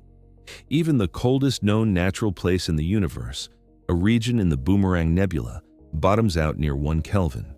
This nebula is so cold because a dying star in its center is shedding gas at extreme speed. The expanding gas cools as it spreads, much like air sprayed from a compressed can. But even this cosmic freezer cannot push matter below the cosmic microwave background. Space teaches us that achieving deep cold requires more than emptiness. It requires protection from the universe's own radiation. In space, you cannot hide from the lingering warmth of the Big Bang. On Earth, inside vacuum chambers lined with magnetic fields and layers of shielding, you can. This is why ultra-cold physics laboratories often achieve temperatures millions of times lower than those found naturally anywhere in the universe. They create their own microcosmic pockets where matter is cut off from cosmic influence. Within these pockets, matter can approach the quantum limit of cooling, revealing behaviors the universe cannot produce on its own. Yet, space offers lessons beyond mere temperature comparisons. It illustrates the fundamental relationship between radiation and equilibrium. Everything in the universe tends toward balance. Objects absorb and emit radiation until they settle into equilibrium with their surroundings. A planet, a dust grain, or a lonely atom drifting through space will eventually approach the ambient temperature of its environment. At solar distances, this temperature varies widely. But in deep space, far from stars, that equilibrium is always nudged upward by the cosmic microwave background. Space teaches us that cold is not simply the absence of heat, it is the absence of interaction. To cool something truly requires removing access to energy. A grain of dust in interstellar space still absorbs stray photons. A molecule in a nebula still collides with particles. A lone atom in the void still interacts with radiation. Cooling requires isolation from these interactions. This is why the coldest matter ever created on Earth is held inside vacuum chambers more empty than interstellar space. Traps and shields prevent particles from interacting with anything but carefully controlled laser light. In these environments, scientists can cool atoms to billionths of a Kelvin, colder than any cosmic region we have observed. But space provides something else, an enormous laboratory for observing the role of temperature on cosmic structures. Temperature influences star formation, the life cycle of galaxies, and the distribution of matter in the universe. Cold hydrogen clouds collapse to form stars. Warmth from radiation slows this collapse. Supernova remnants expand and cool. Galaxy clusters contain plasma heated to tens of millions of Kelvin. Cosmic filaments stretch through space at temperatures only slightly above the background radiation. Temperature draws the architecture of the cosmos, shaping the evolution of everything from the largest galaxy to the smallest molecule.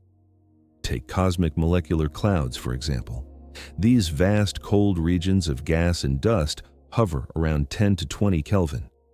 At such low temperatures, molecular motions slow enough for atoms to bind and form new structures. These clouds are the cradles of star formation. Without cold, gravitational collapse would not proceed. Without the gentle hush of low temperatures, the chemistry that forms life's building blocks could not unfold. But even these clouds are warmed by cosmic radiation. Their atoms cannot reach the ground state of motion. They vibrate faintly, holding the imprint of the universe's ancient heat. This is why absolute zero cannot occur naturally. The universe is too full of light, too full of fluctuation, too full of interaction. Even the emptiest regions are bathed in radiation from billions of years ago. And yet, space also demonstrates the resilience of cold. Vast distances stretch between galaxies, creating regions where energy is scarce and collisions rare. In the large-scale structure of the universe, cold acts as a stabilizing force. It slows expansion in local pockets, allows structure to coalesce, and reveals the delicate interplay between gravity, radiation, and matter. Without cold, stars could not form. Without cold, galaxies would not condense. Without cold, the universe would be uniform, undifferentiated, and lifeless. Cold gives the cosmos structure. Warmth gives it motion. The two balance one another in a quiet dance that has unfolded for billions of years. Space also teaches us about the deep cold in more subtle ways. The cosmic microwave background itself is a kind of thermometer for the universe's history. As the universe expands, the background radiation cools. Billions of years ago, it was hotter. Billions of years from now, it will be colder. But as it cools, its wavelength stretches, its energy thins, yet the radiation remains. It can never reach zero, because expansion can only dilute energy, not erase it completely. This cosmic floor, a lingering 2.7 Kelvin, sets the universal minimum a natural system can reach. Only through artificial means can we go beyond it. To go colder, one must escape the universe's own warmth. And so, in a quiet paradox, the coldest objects ever created exist not in the deep voids between galaxies, but in small metal chambers on Earth. Space teaches us that cold is not an absolute condition. It is a relationship between matter and its environment. It teaches us that emptiness is not silence. It is a canvas painted with the afterglow of ancient light. It teaches us that the universe holds on to its residual heat with a gentle but inevitable grip. And as we drift through this cosmic lesson of cold and radiation, one question naturally emerges. If space itself cannot reach absolute zero, then what do the strange quantum materials at these ultra-cold temperatures reveal about the hidden behaviors of matter? Behaviors that space only hints at, but laboratories can fully expose? Part 12. Why superfluids can flow without friction. Certain atoms near absolute zero begin to move in ways that defy common sense. They form superfluids, liquids that can climb walls, pour through cracks without resistance, and flow forever without losing energy. These behaviors aren't magic. They are the signature of a quantum state where every particle moves in perfect unison. To understand why superfluids act so strangely, you have to imagine a liquid not as a collection of individual atoms, but as a single coordinated wave. In everyday liquids, water, oil, alcohol, each molecule jostles independently. They collide, exchange energy, and rub against one another. That rubbing is what we call viscosity, the internal friction that slows down a flowing fluid. Even the smoothest stream of water is full of countless microscopic collisions. But as temperature falls toward absolute zero, something remarkable happens. Atoms begin to lose their individuality. Their quantum wave functions stretch, overlap, and synchronize. If the atoms are bosons, they can all occupy the same lowest energy quantum state. When this happens, the liquid becomes a Bose-Einstein condensate, or behaves like one, and its atoms move as a single unified entity. A superfluid is not a liquid freed from friction in the usual sense. It's a liquid where friction has no meaning because the atoms are no longer acting independently. Their motion is collective. Their identity is shared. Every particle moves with the same phase, like dancers moving to the same silent rhythm. This unity gives rise to behaviors that look supernatural at first, but they are deeply grounded in quantum mechanics. The most famous example comes from liquid helium. At temperatures below 2.17 Che, helium-4 undergoes a transformation into a superfluid known as helium-2. When this happens, it behaves in ways that seem to defy gravity. Put helium-2 in a container, and it can creep up the walls, forming a thin film that escapes confinement. Pour it through a narrow opening, and it flows without losing energy. Stir it, and instead of slowing down, it continues spinning indefinitely. These behaviors all stem from the same cause: the absence of internal friction and the emergence of long-range order. In a superfluid, the flow is irrotational unless quantized vortices form, tiny whirlpools with quantized angular momentum. But even these vortices behave differently from classical fluids. They are stable, long-lived structures that show the granular nature of quantum rotation. Their circulation cannot vary smoothly. It must occur in discrete steps. This quantization is one of the earliest and strongest clues that superfluidity is a quantum phenomenon, not a classical one. To approach superfluidity from another angle, imagine a group of people walking through a crowded hallway. At room temperature, the atoms of a normal liquid act like individuals in that hallway, bumping into each other, taking different paths, slowing one another down. But when a liquid becomes a superfluid, it's as if all those people suddenly locked into a perfect formation, gliding through the hallway without touching the walls or each other. Their alignment eliminates friction entirely. This collective behavior emerges naturally from the mathematics of wave functions. When atoms share a single wave function, excitations that would normally cause energy loss, like ripples or vibrations, cannot form in the usual way. Instead of dissipating energy through collisions, the superfluid simply preserves the motion. One of the most remarkable aspects of superfluidity is the ability of these liquids to remain perfectly still or perfectly flowing depending on the state they occupy. If a superfluid is at rest, no amount of gentle nudging will create a conventional flow. The nudging will simply generate quantized excitations, phonons or rotons, whose energy cost is discrete. But once the fluid is flowing, it can maintain that flow without any additional energy input. There is no mechanism for the flow to decay. This phenomenon has been confirmed in countless experiments. In some, scientists created a ring-shaped trap for ultra-cold atoms and imparted a gentle rotation. Even after many minutes or hours, the rotation continued, completely unchanged. The atoms moved together in a coherent quantum current that ignored the usual forces of drag and resistance. This ability to sustain motion indefinitely is one of the closest real-world examples of perpetual motion, though it does not violate thermodynamics because the system is perfectly isolated and the current is a ground state property of the condensate. Another stunning example occurs when superfluid helium is placed in a container with tiny channels or microcapillaries. Normal helium would struggle to pass through these channels because of viscosity, but superfluid helium flows through them as if the channels were wide open, slipping through without losing momentum. It's not squeezing through, it's occupying the lowest energy state available and doing so collectively. Superfluids also conduct heat with extraordinary efficiency. Helium-2, for instance, can transport heat thousands of times more efficiently than copper. This happens because the fluid's excitations move in unison, carrying thermal energy away uniformly. When you insert a heat source into helium-2, the entire fluid responds, creating what's known as a second sound wave, a coordinated oscillation of temperature that moves, like a wave of heat across the liquid.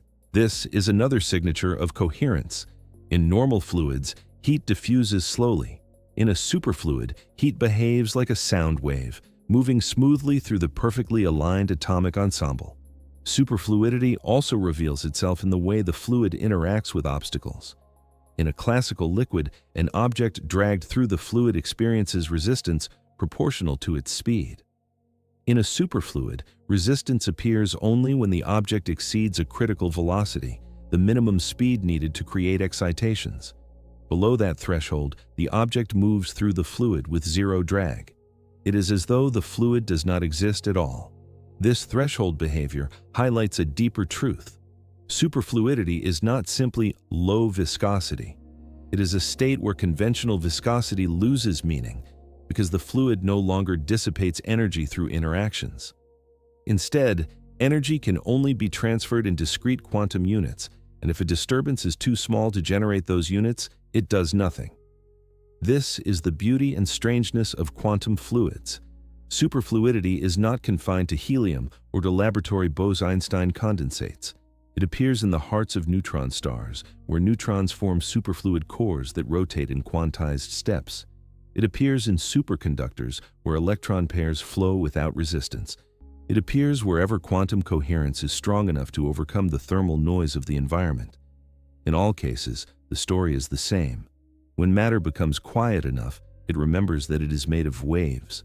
And when those waves line up perfectly, friction disappears. Superfluids remind us that the universe contains states of matter that do not resemble the world we know. They are glimpses into a deeper layer of reality where the familiar rules fade and a quiet, unified behavior emerges. They show us how matter behaves when chaos is removed, when temperature is minimized, and when the quantum pattern beneath everything becomes dominant.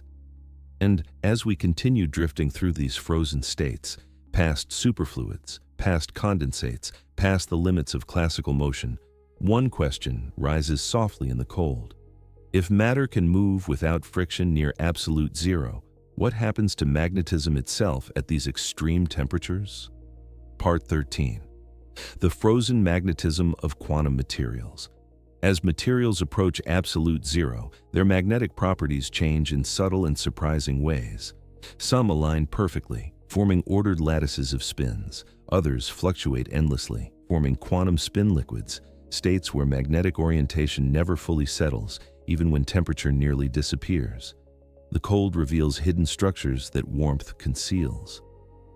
Magnetism begins not with the sweeping arcs of compass needles or the familiar tug of magnets on a refrigerator door, but with something far smaller and far quieter: the spin of electrons.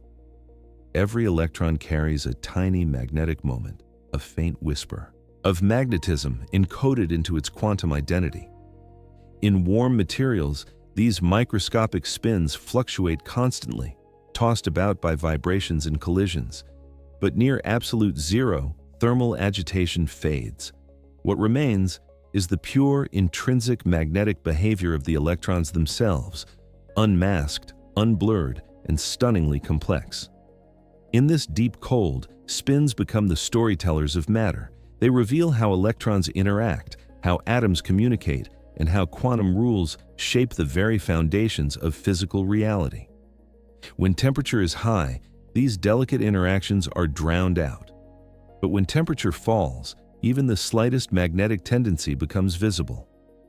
One of the clearest manifestations of this is the formation of magnetic order. In some crystals, as the system cools, electron spins begin to align like tiny arrows, all pointing in the same direction. This state, called ferromagnetism, is familiar to us in everyday magnets.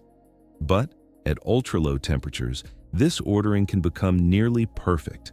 Spins locked symmetrically in vast arrays across the solid, forming a magnetic landscape so orderly it feels almost crystalline in its precision.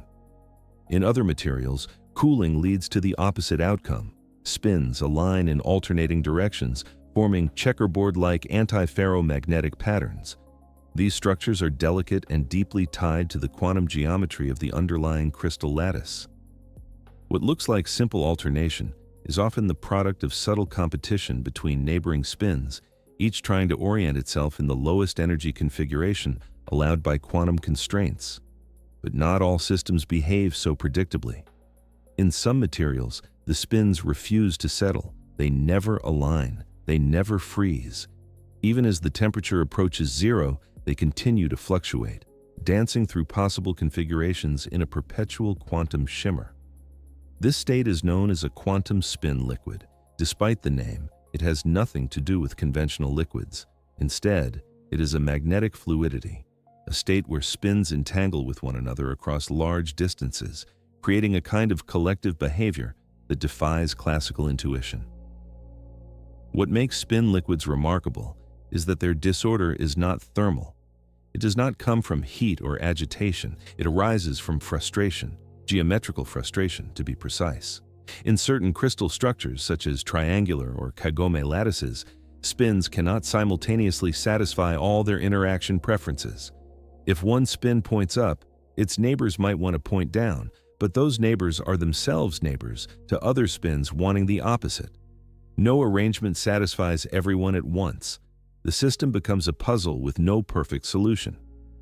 At high temperatures, this frustration is hidden beneath randomness, but near absolute zero, where other processes freeze out, this unresolved tension becomes the defining feature. The spins enter a state of perpetual negotiation, never choosing a final configuration. This is one of the strangest consequences of the deep cold. Some systems become more dynamic as temperature falls, not less.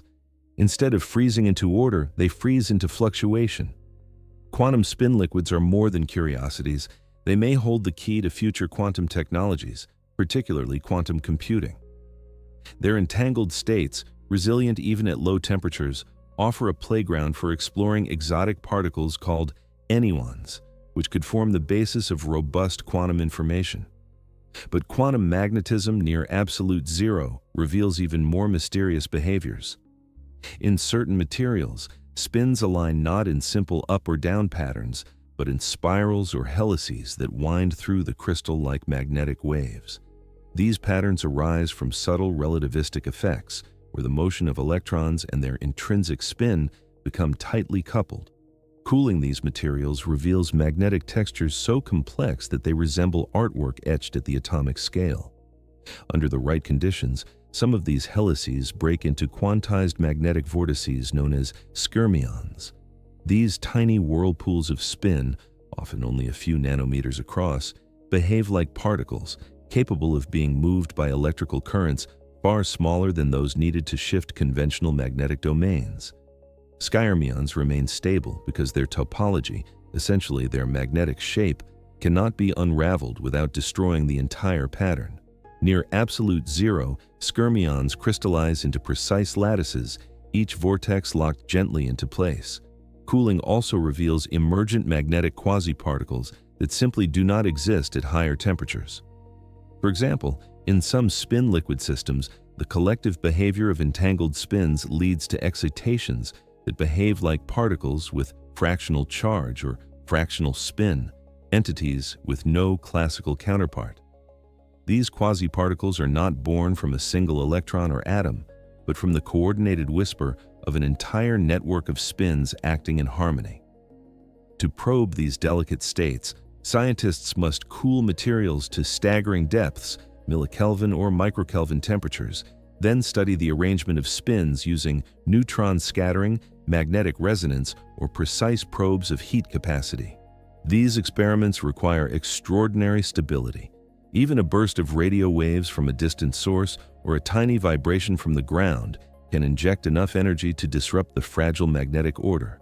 Yet the reward is immense, a clearer picture of matter as it exists when temperature no longer muddies its behavior. Near absolute zero, materials often undergo quantum phase transitions, changes driven not by temperature, but by quantum fluctuations themselves.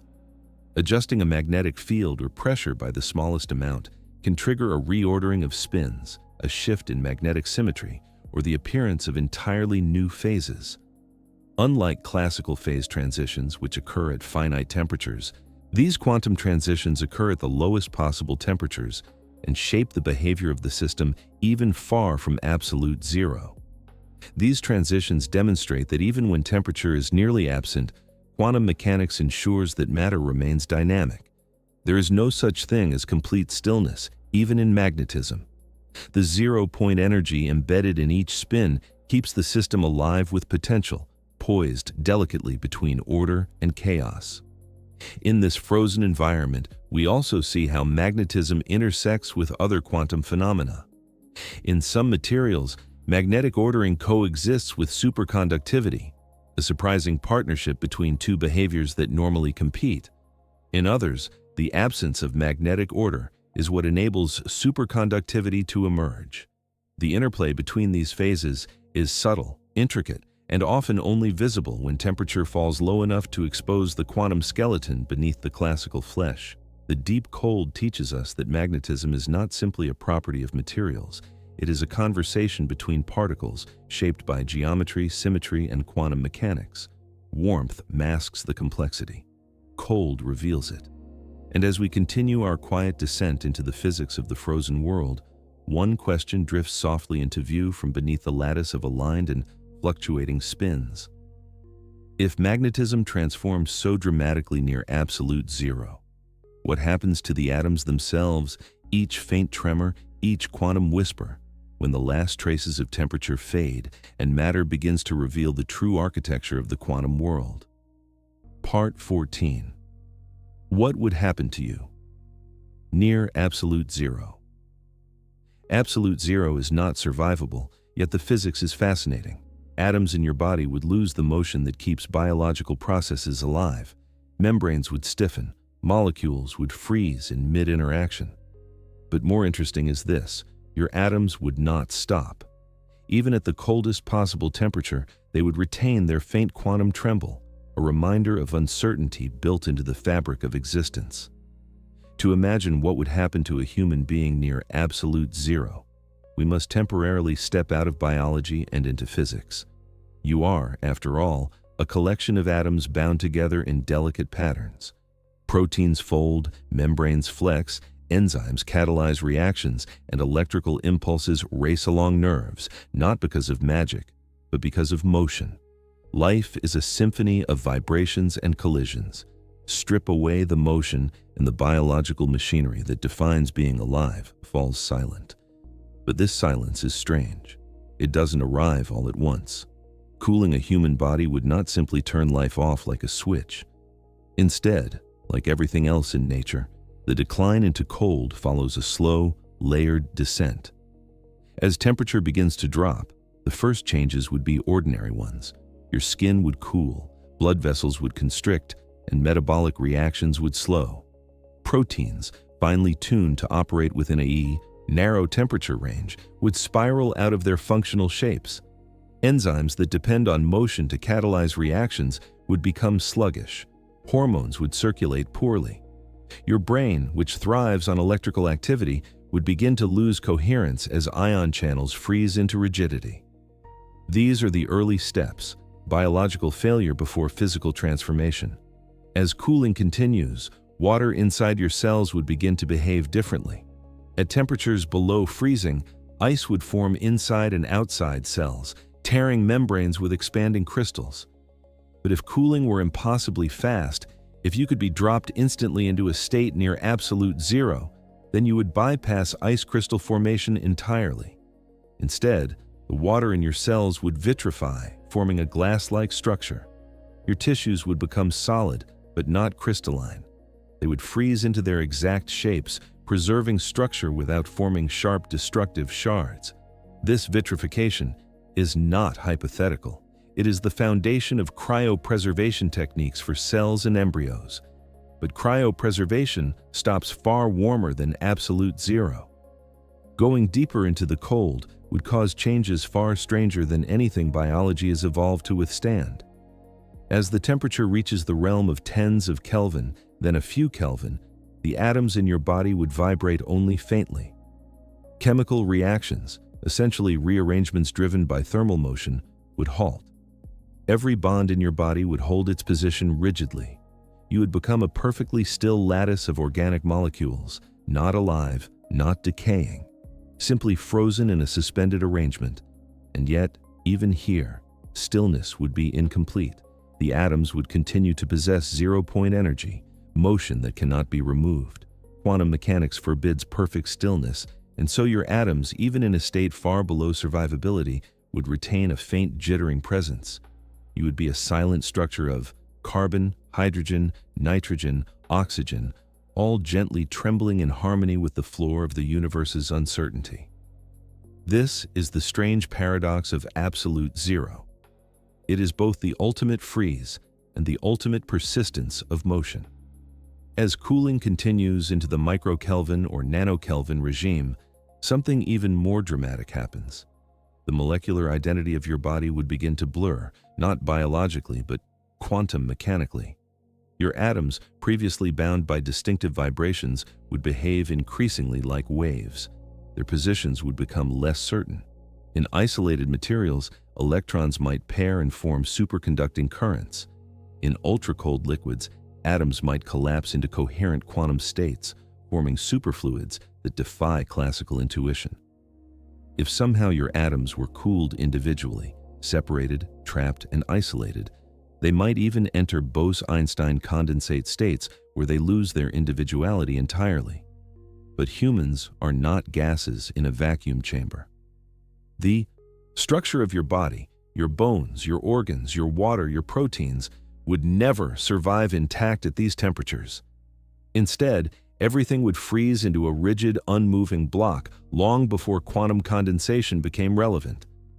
But even if your macroscopic form could not persist, the rules governing your atoms would still apply. Electrons would remain in their lowest energy orbitals. Nuclei would retain their spins. Zero-point motion would allow them to occupy probability clouds rather than points in space. You would become less of an organism and more of a quantum sculpture. Cooling a person near absolute zero also reveals something subtle about time. Biological time requires motion. Aging, healing, memory formation, neural activity, metabolism, all depend on the ceaseless rearrangement of molecules. In deep cold, these rearrangements stop. From a physical standpoint, you would stop aging.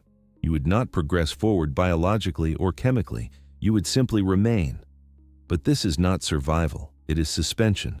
Life requires disequilibrium. It requires gradients, flows, exchange.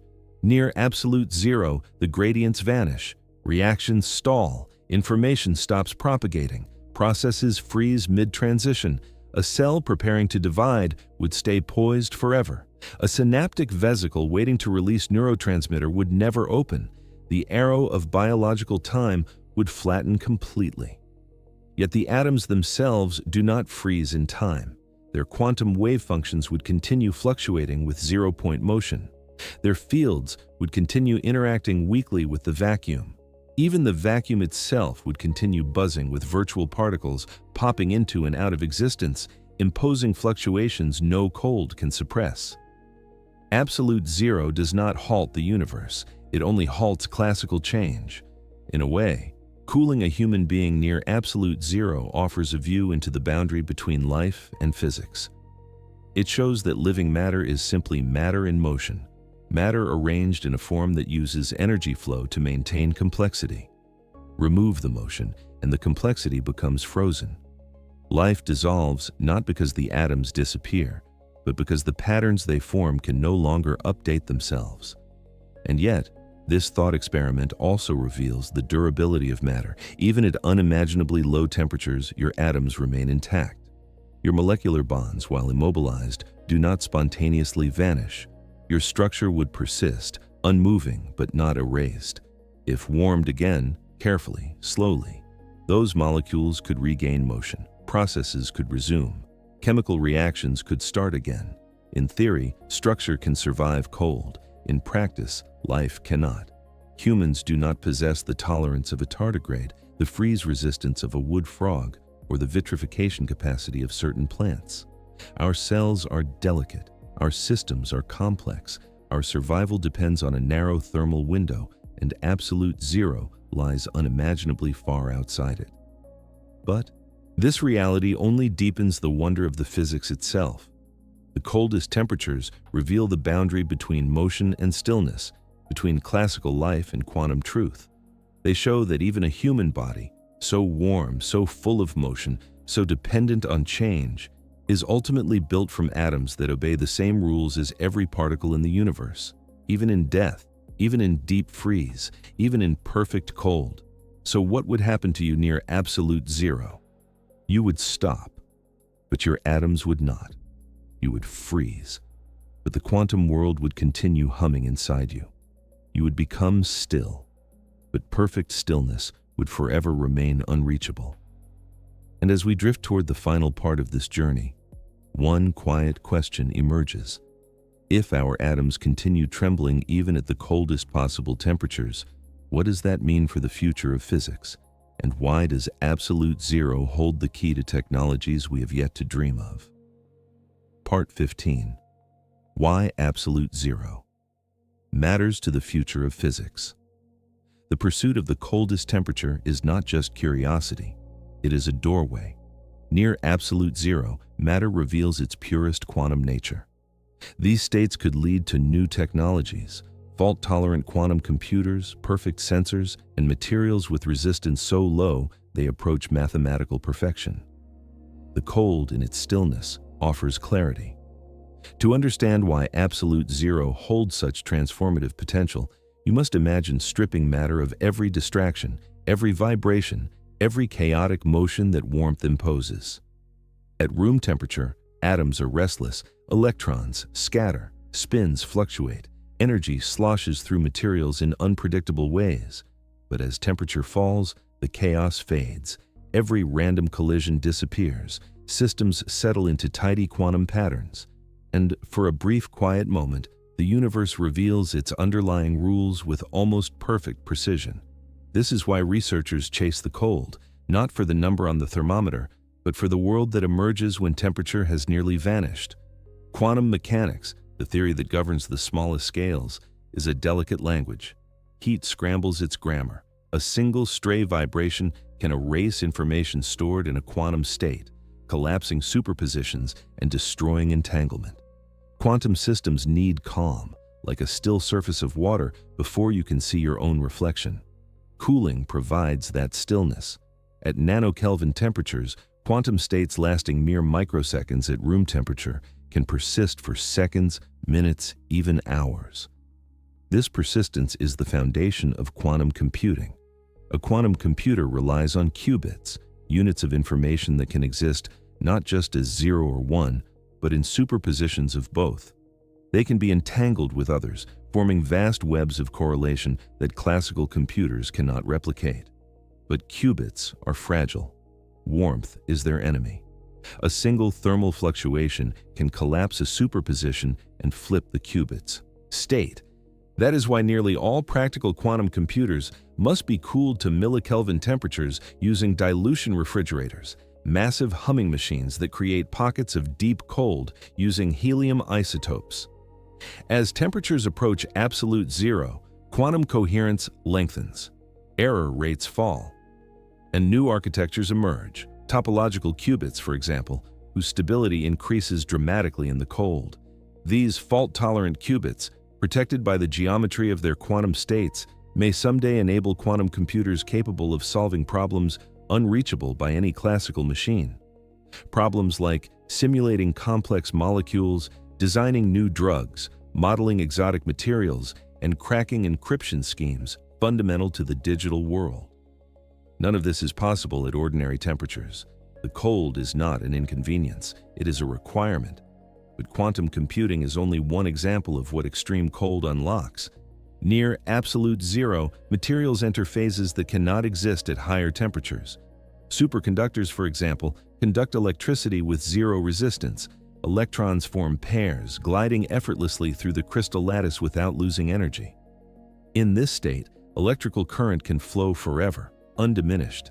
This is not just efficient, it is perfect. And perfection is invaluable. Superconductors could revolutionize energy transmission. Today, nearly 10% of electricity is lost to resistance in wires. Superconducting cables would erase those losses entirely. They could enable levitating trains floating above magnetic rails, faster MRI machines, more precise sensors, and incredibly efficient motors. Most superconductors require cooling with liquid helium, making them expensive. But understanding how superconductivity emerges near absolute zero may allow scientists to design new materials that become superconducting at higher temperatures, perhaps one day even at room temperature. If such a material were found, it would reshape global infrastructure almost overnight. This dream, too, depends on understanding the quantum behavior revealed only through cooling. Then there are superfluids. Helium-4 becomes superfluid at around 2 Kelvin, flowing without viscosity, climbing walls, creeping through microscopic cracks. At colder temperatures, helium-3 does the same through a different mechanism involving paired atoms. These superfluids are not just strange liquids, they are laboratories for testing theories of turbulence, quantum vortices, and topological phases of matter. And beyond fluids, cooling also transforms solids. Materials become quantum magnets, spin liquids, or exotic topological insulators with surface states that conduct electricity perfectly while the interior remains insulating.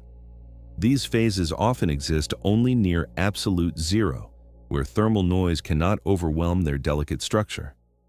Each one of these discoveries carries the promise of new technology: faster electronics, ultra-stable quantum sensors, perfect gyroscopes, and even new ways of encoding information in the topology of a material.